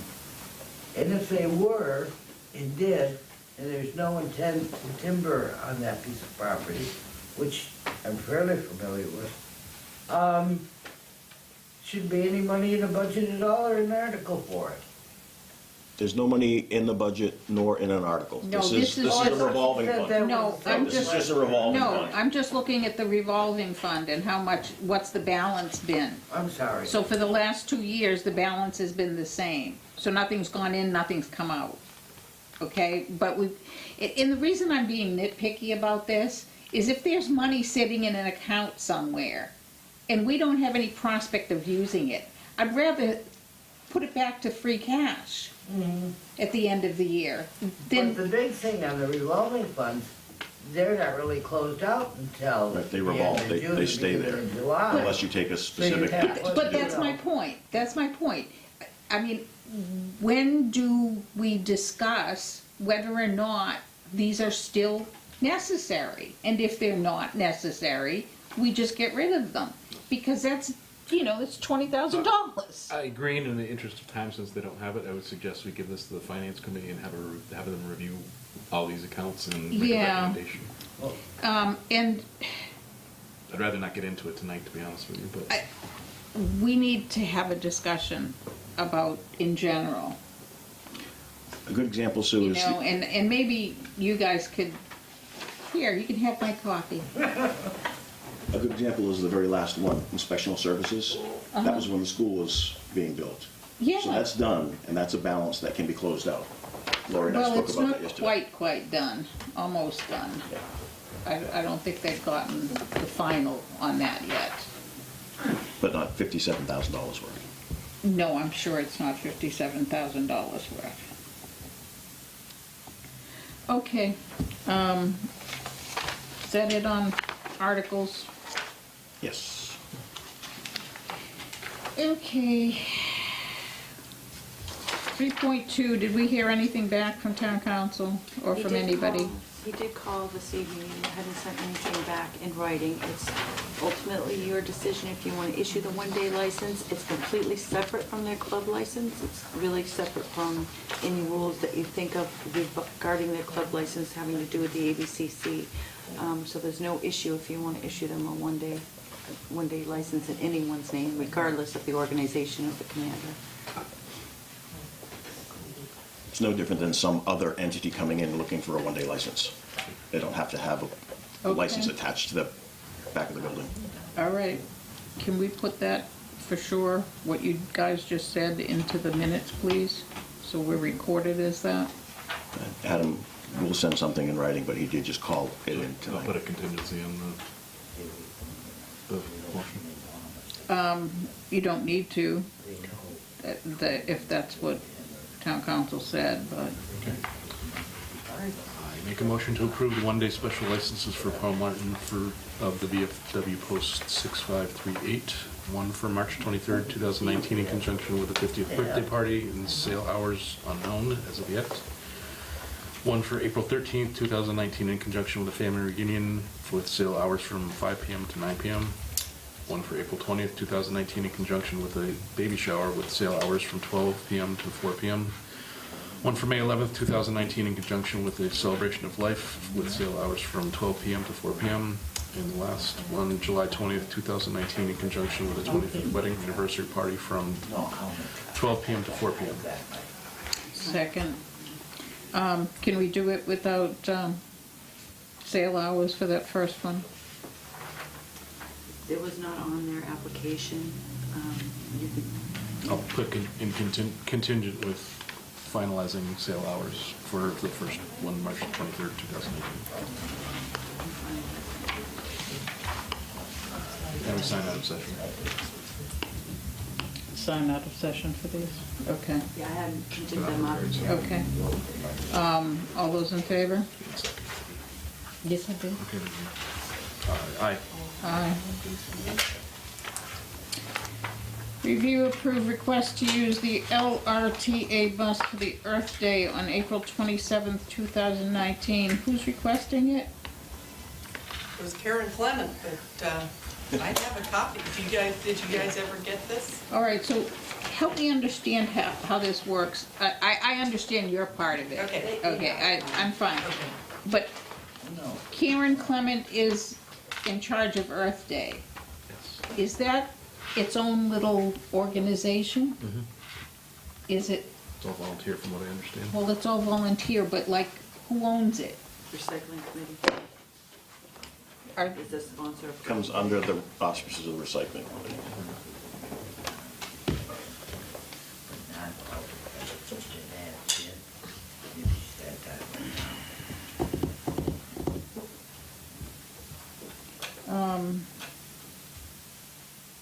okay, fine with using the bus, but can we have folks in at some point to talk about how this whole thing works, please?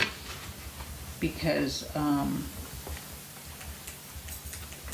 Birthday as relates to the recycling committee. no, Earth Day as relates to, if it's part of the town, what kinds of financial things are being done? Is that do they have a revolving fund? Does their money go into the revolving fund that we just looked over there? You know, that we just looked at, which is under recycling? So when we have 20 vendors we get X number of dollars per vendor. Who collects the money? Where does the money go? Okay? That's a great conversation to have. I think it's an important conversation to have. So should I just put a Because contingency on? Is it, because I thought it was like a, what do they call it, a 401c or 501c? Do you know what I mean? I thought it was like a private organization, but when I got the answer that I got, now I just want to make sure, because again, if it's part of recycling, and recycling is an appointed committee of the town, right? Then they're subject to open meeting law. Minutes. They're subject to minutes, they're subject to postings and all of that. And while I'm at it, can we make a note to work with town council, please, to have them come in and do open meeting law and ethics training? Adam and I talked today about it. Good. I just don't want to lose the thought. Andrea, do you know anything? I don't know for sure. No, I don't know anything. It's a loaded question. Let me rephrase that. Is the recycling committee is not what's in charge of recycling at the landfill. We definitely need to have a The talk. Board of Health is in charge of them. They hire and fire and get those people. Okay, well, yeah, I Two different things. know, but it's very confusing. Oh, absolutely. And I just want to be sure that if it is attached to the town, because I thought that maybe it wasn't because they come every year and ask to use the bus. You know, like it was an outside organization. And in that case, I wouldn't have said another thing. But that wasn't the answer I got, so I'm saying a lot. Anyway, okay? Do I have a motion? Move the board approved request to use the LRTA bus for Earth Day on April 27, 2019. Second. All those in favor? Aye. But I would like to have somebody come in and talk about that, please. Gotcha. Oh, town administrator performance evaluation is due by March 31st. We had the little sheet that we typically use.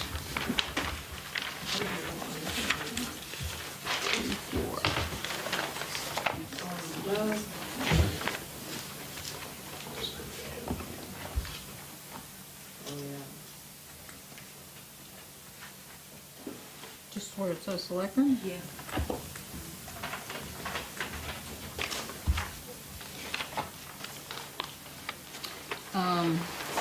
Only now I can't find it. It's the evaluation form. Oh, here it is. It was just stuck. Have you looked at that, the form? The only thing that I would like to add to it, if we could add something, can we change this? The way the contract between us reads is that on a form as agreed to by the parties. This has been the one that's been used each year. I've said I hate it. I don't think it does an adequate job of evaluating No a such position, thing as a good evaluation. a position like this. I know, but there are better ones than this. So if you have something you think would capture something like goals, Yeah, I just wanted to add one in terms of measurement to goals. Yeah, and that's the one thing I would add too, because it's not captured anywhere in here. And it might make sense to add the individual, the goals themselves, because, you know, performance on one might be better than performance on another. Yeah, they should be a line item per goal. Okay, so just a list of the goals that we set forth. yeah, and I gotta tell you, this might be something better talked about because it is born out of the contracts in a contract discussion, but I definitely don't want to get into a situation where you voted 15 goals for me and now we have 15 independent evaluation criteria that go in addition to these 9, because that I think there should be an additional, there should be a 10th that is goals. Okay. I don't have a problem with that. There are gonna be goals, but there's gonna be comments regarding the score based on that. Oh, yeah, no, absolutely. No, and I think there should be. I just don't, I think you end up, Okay. I think you, I'm good. I see what you're doing. I think you dilute, I think you dilute some of these other things if you take each individual goal. So is this something we have in Word? Yeah. Okay, so can we just add something that says, performance to goals Sure. for number 10? If you have something specific, that wording on it that you want, you just send me a quick No, text or an email or something. no, performance to goals. Does that sound all right to you? Absolutely. Okay. And can we get a list of the goals? Yeah, yeah. On top of that. And Sue and I actually talked about process. Yeah, what's And- process? Typically, it's, Yeah, process by the contract is that the individual member will do an evaluation, sit with me, we'll talk about it. that's not in your contract, Jim, because I looked.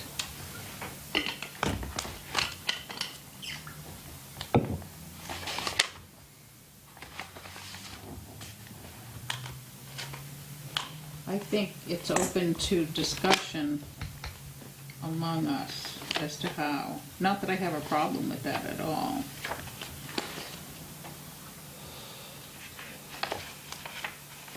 Goals, contract. Probably know it better than I do.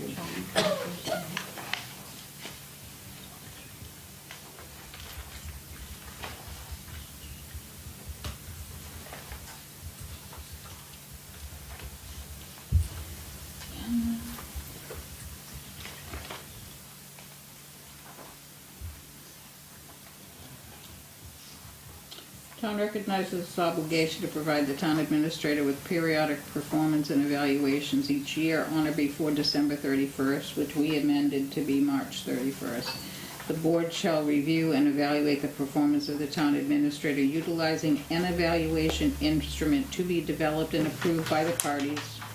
Do you need us to vote on that, by the way? All in conformance with public records and open meeting law, performance shall be presumed satisfactory if no evaluation is conducted. So, I don't have any problem doing it individually, but what I wondered is, can we, There's no other way to do it, Sue. well, we could do it totally in open session if we wanted to. No, you most certainly cannot.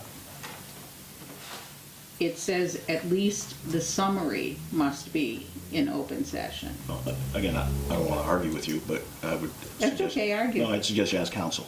Okay. And I'm not opposed to it. I have always had my evaluation as open as it can possibly be. Yeah, I know. So I'm okay with that. Why don't, all right, I'll give them a call. But, so one way, and the way that it's been done before, and I had a problem with the way that it was done the last time. Because I never got to see the individual ones, but the way that it happened before was each board member would sit with Jim and give your own evaluation in detail, and it's a personal thing too. And then someone would compile them and do like an average, and that would become the summary one that you would discuss then, and we did discuss it in open session. But what I had a problem with was I never received any of the backup information. So even at that open meeting, I never got copies of all of the comments or whatever from the other board members. So I felt like I was still in the dark. And I mean, you and I were pretty upfront last year with it too, but, so I had no problem with that part. But I think that it's important that the board at least see the backup. You can present and talk about the summary part of it in open session, but, and then who does the compilation? And because you've got to avoid an open meeting law violation. It's the Wayland case. Right, right. So it's like, I couldn't be the one to do it because then I would automatically be seeing what somebody else's thoughts are. You know, so on council, is it, Independent. is it independent? Yeah, I mean, I did it last year. Oh, did you do it last year? See, I didn't even know that. I did the math. I mean, at that point, it's arithmetic. Mhm. You take the general final comments, you know, with summary comments from each one and put them on a sheet. So it wasn't a lot of rocket science to it. In terms of each member seeing the other member's detailed backup, that can be done. It'll add a different layer because that would be done in an executive session. Okay, So okay. you could conceivably, each member meet and say, you know, Jim, I love this, I hate this, whatever, we have that one-on-one Yeah. conversation. I'm allowed to give feedback at that point and say, well, what, did you think about this? Or, yeah, I agree with that. At that point, you each finalize yours. Schedule an executive session. Executive session, And then we all come back together and talk about the detail yeah, and then create the composite right there. right there, which then gets discussed and presented out publicly. Okay. I think that can be done. Never done it that way, but I think that can be done. But It sounds logical. definitely check with Kate or Adam. Okay, all right. But we need to get this done, Obviously, you have to do it next Tuesday. so next Tuesday. So, or during the day. Or you can extend it as well. Or extend it if you want. A week or two.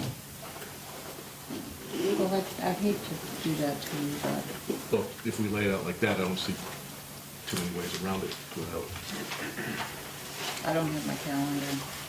you're talking about doing 26th and the second. 26th and then not the second. Okay.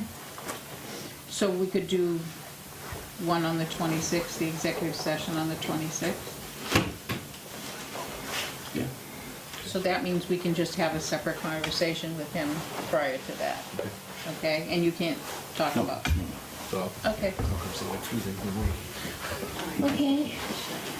And I'll set a time with you too. And between now and then, I'll add a 10 Okay. to the Okay. goals. Okay. I lost my agenda. No, because I was looking for this. No, I lost it. Help me. Could do it as the Monday, April Fool's Day.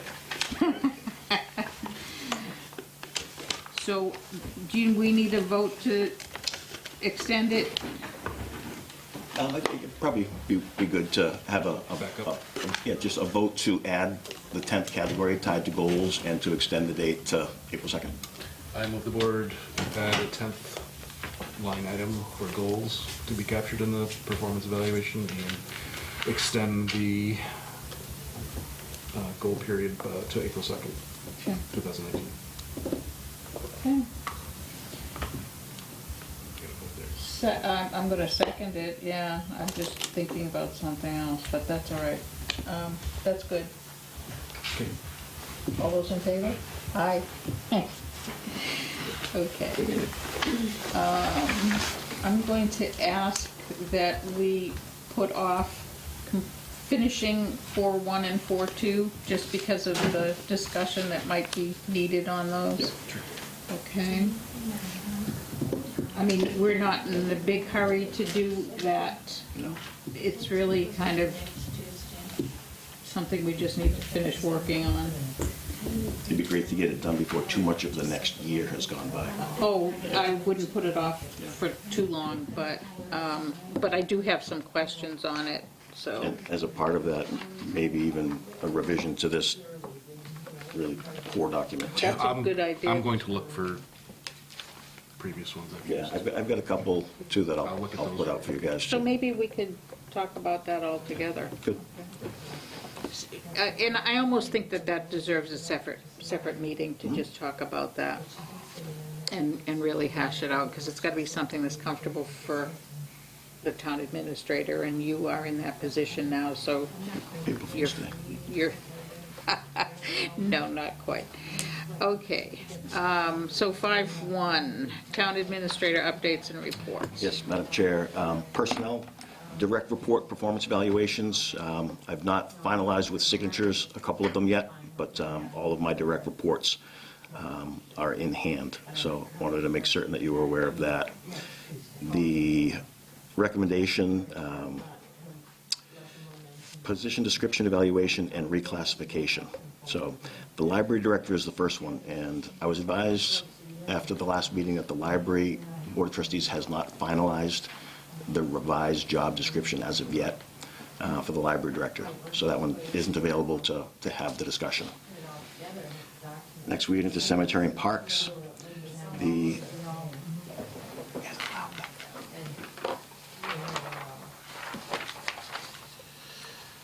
let's see, cemetery and parks. So, one for Wayne, one for Carolyn, one for you. Actually, did I give you cemetery and parks or executive assistant? Executive assistant, we can Yeah. start with this one if you want. No, well, we'll go in the order we got them. Which one do you have, Wayne? I got cemetery. Okay. And here's the cemetery. Carolyn, if you can get the... I have a cemetery. You have cemetery? Okay. All right, so cemetery. Now, you've each had a copy of the evaluation tool. Am I understanding that correctly? We've gone over... I understand it, I don't Yeah. know if I've ever really seen it, but Carolyn? I don't care. Yeah, we kind of, didn't we put, yeah, we put a packet out of it. I probably didn't understand it, so I didn't pay attention to it. I mean, it's, Okay. to use the term of art, it's not rocket science. Basically, you're taking a job description that's been developed by the department supervisor, in this case, the elected cemetery and parks commissioners. And there's an evaluation tool that the town purchased from HRS. There was an earlier one done by the MMA Consulting Group, but the current one is HRS. And you look through this evaluation tool in each of these rating factors: physical environment, knowledge, training, education, problem-solving skills and effort, physical skills and effort, experience, interactions with others / customers, confidentiality, occupational risks, complexity, supervision received, supervision given, supervision scope, judgment and initiative, and accountability. And the evaluation tool has a number of degrees in each of those factors. So take an easy one, experience. The first degree could be 0 to 1 year's experience is what the job description calls for a position. Another could be 10 or more years, and everything in between. Each of those degrees, you find the one that matches the job description, and you put that number of the degree in there. So for instance, this one is physical environment. The degree was a second degree. So when you look at the tool, you'll see what the second degree means, and you'll see that it matches the job description. So you go down each of those, selecting the degree that most closely fits the job description, the degree as laid out in the evaluation tool. Once you've done that, you then go to the key on the back page, and the key on the back page says, number 1, factor, physical environment. A 2 for the degree is worth 10 points. So there's this key that you use to determine what the point value is per each degree per factor. Follow that? Mm-hmm. You then get a total number of points at the bottom, and there's another key. And that other key has the grades we have on the compensation and classification plan. From the grade 1, which is the least responsible, can get you in the least trouble, all the way to the police chief that can take your life and liberty, and everything in between. So you look at your total number of points, and you see, not him, he wouldn't do that. The total number of points, and you find out what band it fits in for what grade. And in this case, you'll see that the points totaled up on the evaluation for cemetery and parks superintendent revised job description come up to 333 points, which comes in at a grade 9. It's currently rated at a grade 7. So the revisions in effect, add 2 grades to the position. Now, what does that mean in terms of the economics? Because this serves as the Drives the budget, underpinning yeah. for the budget discussion. And what the policy says is if you have a grade change after reclassification, you get placed into the new grade at the step closest to but higher than the rate that you're currently making.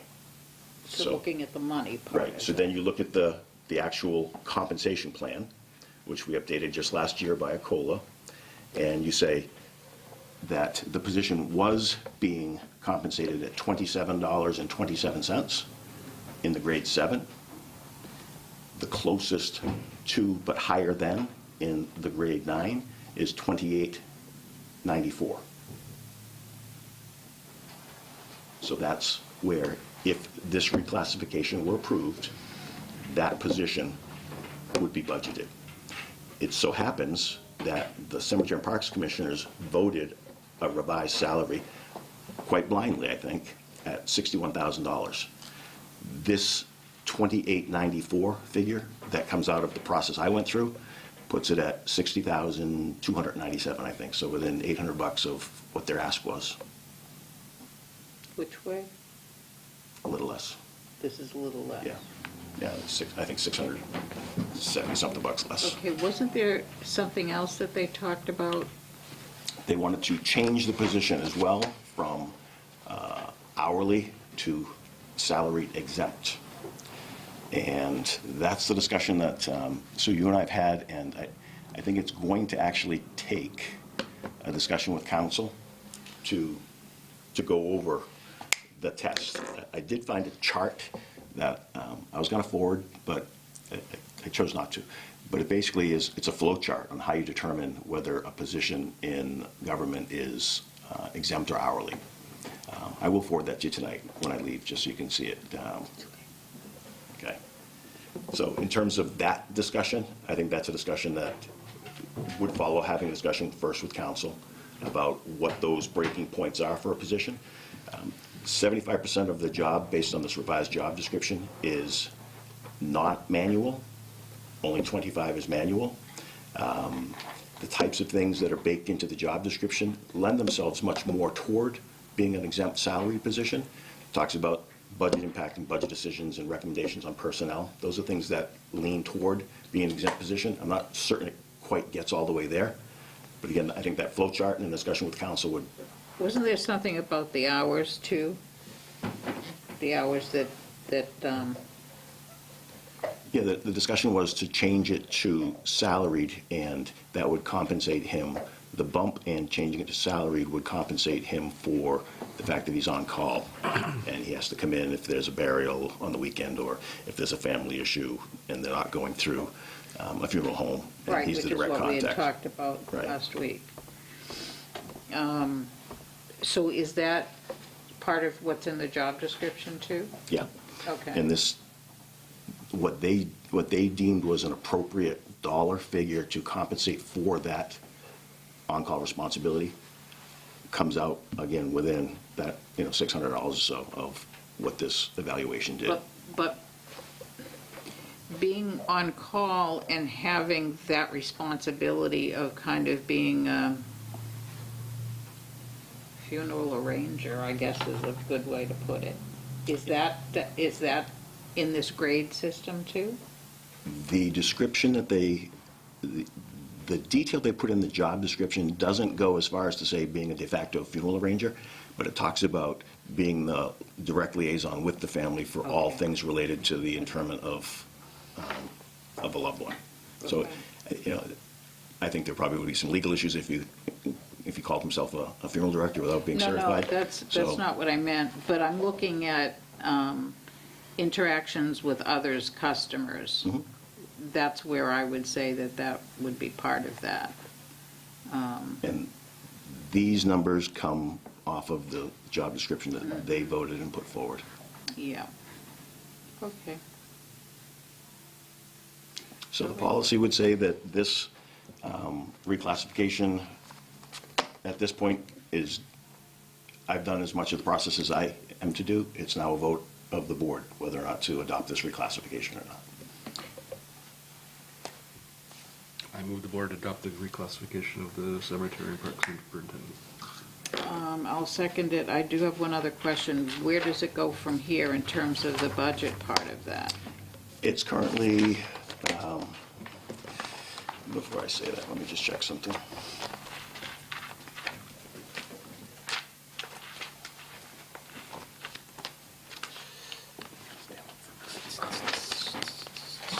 It is currently budgeted at, in the TA recommend column, at 59,531.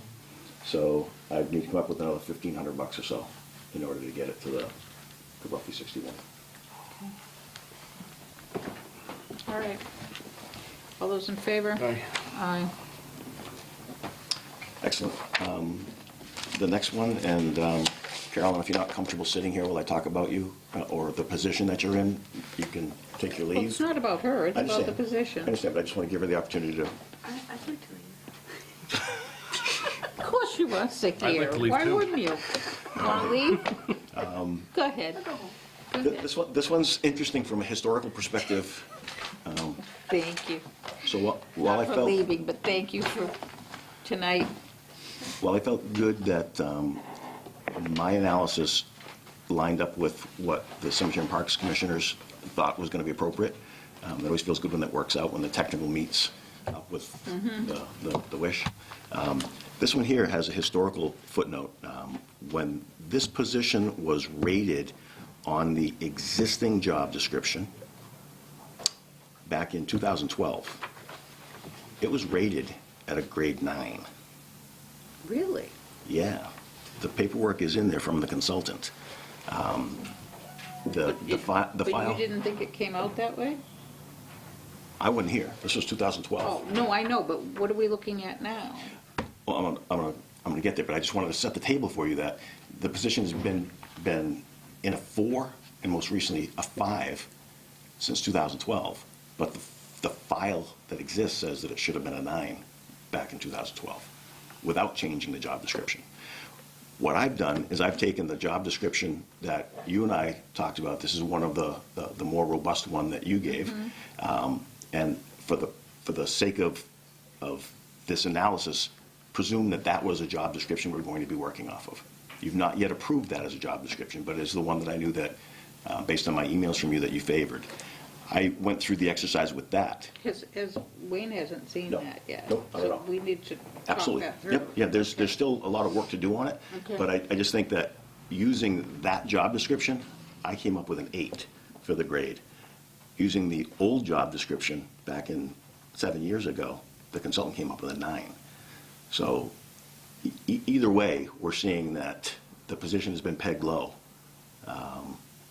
And I probably am being more critical than the consultant was because I'm looking at a more robust job description and I'm rating it a little bit lower. So this one, I'm not looking for a vote this evening. Okay, I'd like to see that other. Yeah. I'll put a packet together for you so you can each go through it, but I just think it's interesting looking back at the historical. So when do we come back and discuss it? Next meeting. Yeah, I'll get a packet together for you. I'll get a packet together for you. You haven't seen the list for the next meeting yet, have you? Okay. So, that's that one. Thank you. The other cemetery and parks ones, I've not yet done. I wanted to hit these 3 top ones, and then the library director one never came through, so I'll have for your next meeting the laborer, office assistant, and foreman revisions as voted by the cemetery commissioners. Okay. Section number 2, finance, budget update for the public. Not as much for you because you've been living and breathing it. We're now in version 31 of the budget documents. And after a great deal of discussion and massaging back and forth based on comments from departments, comments from the finance committee members, and the work that you guys have done, we're about $50,000 out of balance right now on a roughly $24 million budget. There are a couple of things that is predicated upon. Chief among them is the North Middlesex assessment. Right now, we don't have a revised assessment from North Middlesex that gets us to where we need to be. They've still got their roughly $1.1 million But we have a Townsend hard increase. line in there. We do. So I'm carrying that same $500,000, which Well, is 4.78%. You know what, take the 50,000 out of theirs, reduce theirs by 50,000 more. Then we get a balanced budget. Well, I did speak with my counterpart in Pepperell, and What number are they coming up with? they're not able to make a 4.7 that we're carrying work. Then we're bringing ours down by 50 and we're balanced. That's my feeling. Okay. Yeah, we'll be in pretty good shape in that regard. Okay. Capital we talked about earlier, and pavement management, Joe's still here. The pavement management, the technicians came out last Thursday, and the all-in to bring us from the current roughly 57 rating based on a 0 to 100. New England communities are generally between 75 and 80, the best of Why are we communities, talking 57? because that's what we currently are. That's the poor condition we're in. Okay, we're at 57. Correct. To bring us to To what? get us to the 75, Okay. we would be looking at $3.4 million on the actual work, the pavement, and then carry roughly another $1,500,000 for contingency and $500,000 for structures. So if you have culverts, you have manholes, curbing, if you have curbing issues. So for the value of 4.5 million all in, that excluded out over 10 years, work completed in a 3-year work plan, by which time we would have that rolling million a year for maintenance. We could be in decent shape. What's the hit on a 10-year? I do have, actually, I didn't bring my copy. I'll take just 2 minutes and go and grab it. Please. Yeah. I think I sent it to you guys, right? Did I send you that exclusion sheet? Oh, yeah, you did. Yeah.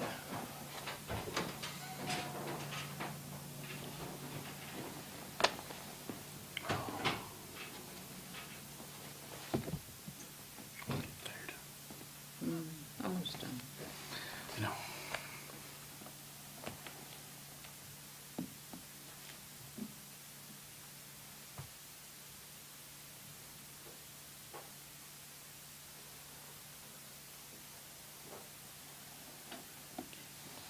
This gives me time to look at something else. Sorry, folks, we'll be right with you.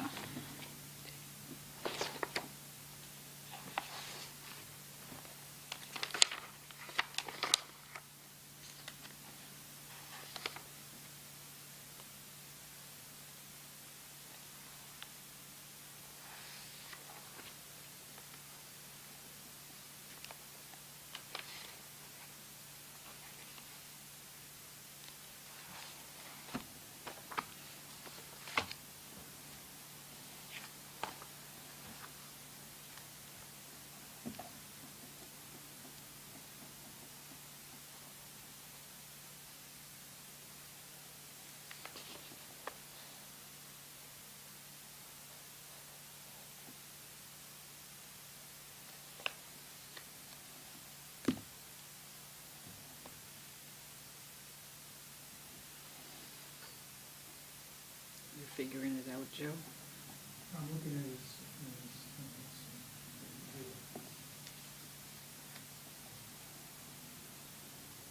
No, I can't do anything on what he said. I saw it.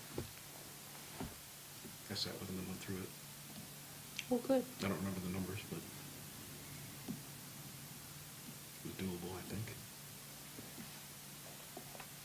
And my calculator, I can't figure it out.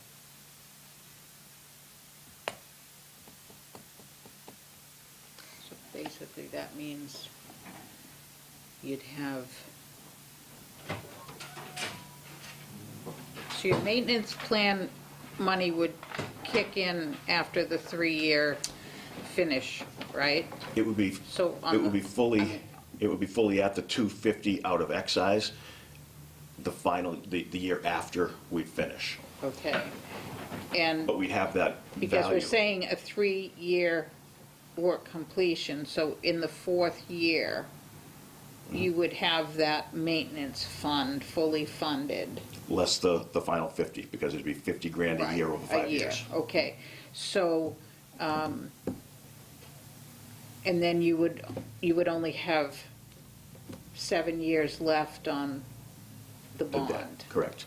The other piece of this is, if it's 4.5 all in, to do a 3-year plan, and we know we're gonna have in year 1, a $500,000 on hand, and the next year we're gonna have $500,000 as well, do we reduce this 4.5 by $1.5 million? Reduce the total debt exclusion costs, because we know for each of those 3 years, we're gonna have that $500,000 cash on hand. So, something to think about, but worst case, the 4.5 at 2.5% over 10 years would be a debt service of a little over $500,000 a year on a home valued at $100,000. Doesn't exist, but just for simplicity. So per 100,000, Would be $13.30 per quarter increase. so we're talking $26 per quarter. No, $13.30 per No. quarter. $26 per quarter on a $200,000 home, right? Yeah. Or I used, I think, somebody that I know that had a $260,000 assessment, $34.58 a quarter. So basically $10 a month. Yeah. $250 a week. $10 a month, I could even afford that. So, I mean, it's up to the town at this point, if I that's know. something you want to do, and I obviously from know. your letter that you're going to read in a few I'm minutes. telling you, I'm not coming back to the well on this one again. This No. has been, this is the 3rd time we've tried. And there has not been an appetite for it, but you just, my feeling is you just can't continue to let things go without Not after the putting stuff potholes into that it. popped up this last week. with the Well, rain. yeah, but I mean, you get a typical amount of potholes and stuff this time of the year anyway, so that's just the nature of living here, but, I think the difference this time is the plan shows a good faith effort to find long-term maintenance money. So you're not saying, give me $4.5 million and in 3 years everything's gonna be pretty and I'm gonna let it go to hell no, again. this is a long-term Right? plan. There is money to maintain at that point, and it's not increased tax money. You know, it's not, another debt exclusion. There's $1 million at that point to keep things going. And if we got lucky and the state were able to start giving a little bit more money toward Chapter 90, we could Correct. take that and apply it Absolutely. too. And they are talking about it. They know that roads are a big issue. They know that roads, especially for smaller communities, which tend to be spread, have more roads too. What I'd like to recommend, and I hope you'll pick up on, is actually developing a policy, a select board policy on pavement management that says there shall be a pavement management plan. It shall be, an outside agency that shall, on every 5 years or some number of years, cause the plan to be updated, such that the goal will be to keep the composite score at 75 points. Why would we do a policy and not a bylaw? Well, you could do a bylaw. I think there's more flexibility, obviously, for future boards if it's done by policy. But again, that would be your call. Well, I'm just thinking that, if I'm going to invest that kind of money, as a taxpayer, I want to be sure that this is a long-term thing and that it's not subject to another board coming in at some point and saying, oh, no, well, we're going to loosen that up a little bit. Sure. I'd prefer a bylaw. And actually codifying the mechanics of it, that the fund will be, after any given debt exclusion for, for bringing things up to the standard, there shall be, Chapter 90, there shall be 250 free cash, there shall be, starting at 50 and over 5 years going to 250 In order on to a backside. maintain the long-term plan, Yeah. this, and this will have to happen. So I think what you're doing then is you're saying to me as a taxpayer, don't just give me your money, but we're gonna sign a contract here too, You're not throwing good money after bad. that this is a big deal, and this is how That we makes sense, wanna Joe? do it. As a bylaw? Yeah, I think so too. I think it's more of a guarantee that this is gonna, that all of us are committing It's to not ever it. gonna go away. Yeah. The roads are gonna be here for as long as we're here, so. I mean, I think if numbers were to change because Chapter 90 changed or something like that, that'd be fine. I do have one thing that I'd like you to look into, because when you said culverts, take a look at. Yeah, I got it. Okay, because there's some money out Yeah, there. there's what we're talking in code about is there was an MMA piece on a culvert grant program. Okay, good. Take all the grants we can Yes, get. and it's happening right now, so, Yeah. okay, perfect timing, so that we might be able to reduce some of that. Yeah. And again, it is a social compact you're making with the community that, That's right. this isn't, a half-hearted effort. No. We do have a placeholder for pavement management plan in the warrant, so if you want it to take the form of a bylaw, I can take a crack at drafting something and get it into council's hands for That'd be final review. wonderful. Yep. Do you want to vote on that? Ultimately, you're going to vote on the warrant in total, so that's Okay. fine. Thank you. All right. Neshoba Valley Technical High School, we talked a little bit earlier about this. They have a $3.9 million request, 55% of which they have received commitment from the Commonwealth, the Mass School Building Authority, so that number will be reduced by 55%. It's to do roofs, windows, and doors, and the expectation is that it will roll in the place of our existing debt that we're carrying in the budget, inside the operating budget for Neshoba Tech. So we're paying a figure this year, it goes away, this project gets passed, that debt rolls into its place, and we continue for 10 years. How much is it per year? I want to say 50 something? 60 grand. Yeah. There you go.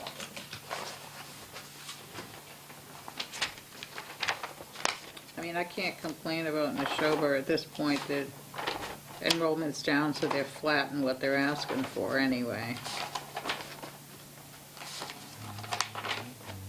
1.8. I don't mind leaving that in the operating budget if we can do it. It's 76,334, which we've been carrying every year as far back as the sheet's showing, which is 6 years. Right.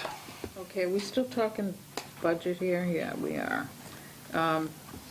The updates that you made to the budget after our meeting Saturday, Yep. did those include the HR position? Yes, moved down from the personal services section down into the expense section, because obviously it would no longer be a body that we would have as our own, it would be an outside source. Under which department? Still selectmen. Still Selectmen?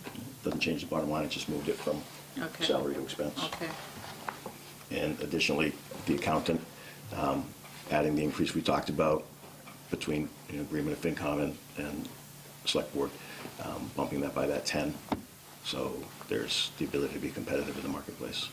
Okay.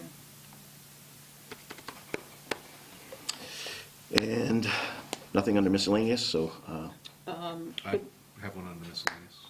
Yeah. Land use coordinator update? yes, thank you, I'm glad you said that. No, you're not. No, I am, I am. He mentioned it to me the other I day. know, he did. And Sue, That's to- why to- I was teasing you.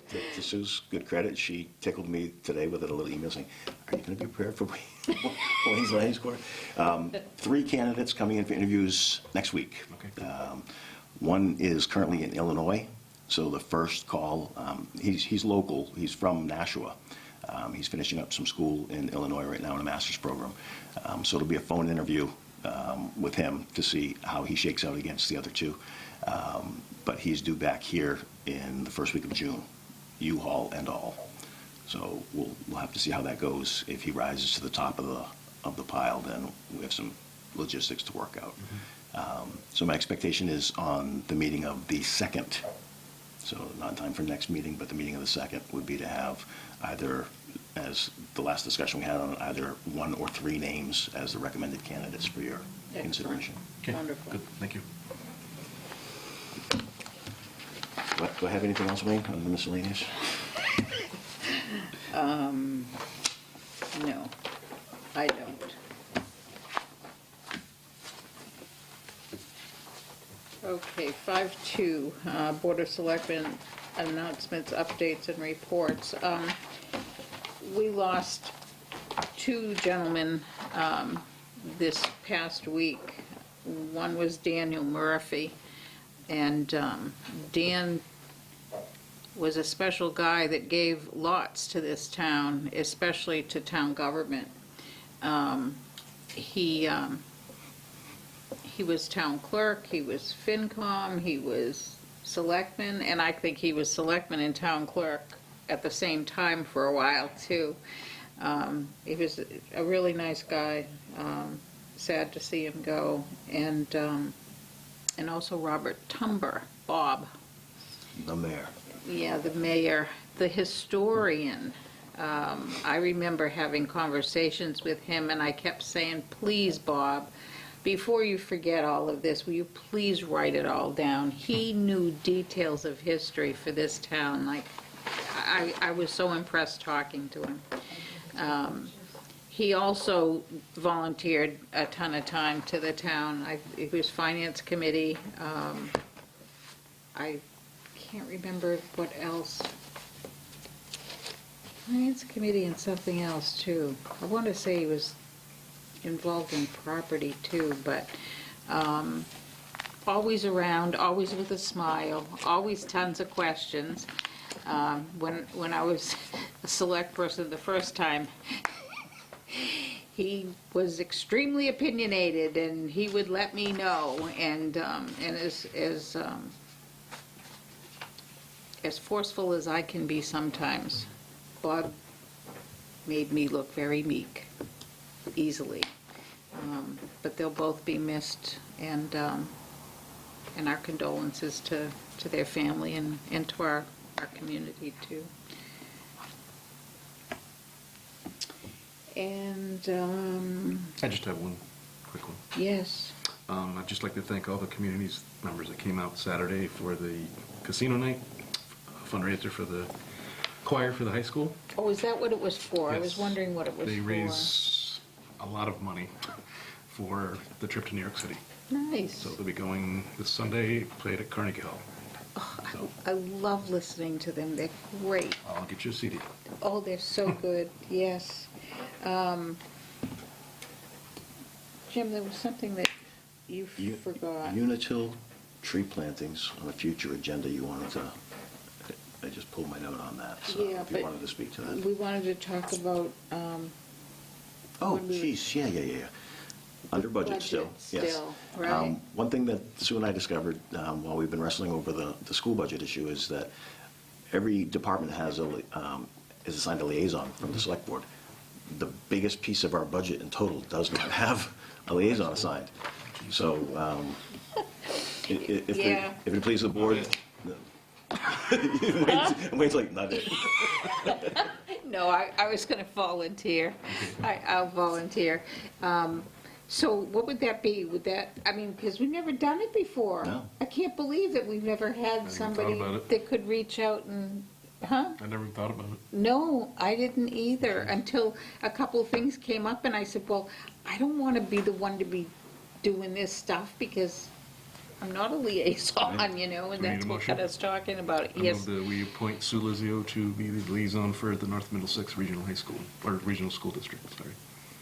Okay, I'll second that. All Aye. those in favor? Aye. Aye. All right, so that, That's the list. good, that's good, okay. I think that's the list. The Unitil tree plan, you wanted to, I have a list, and Okay. that's on the list. Future agendas, Mhm. okay? I have tons of stuff that is supposed to happen on the 26th. And to be honest with you, I don't know if we can do it all. So should we just take a stab?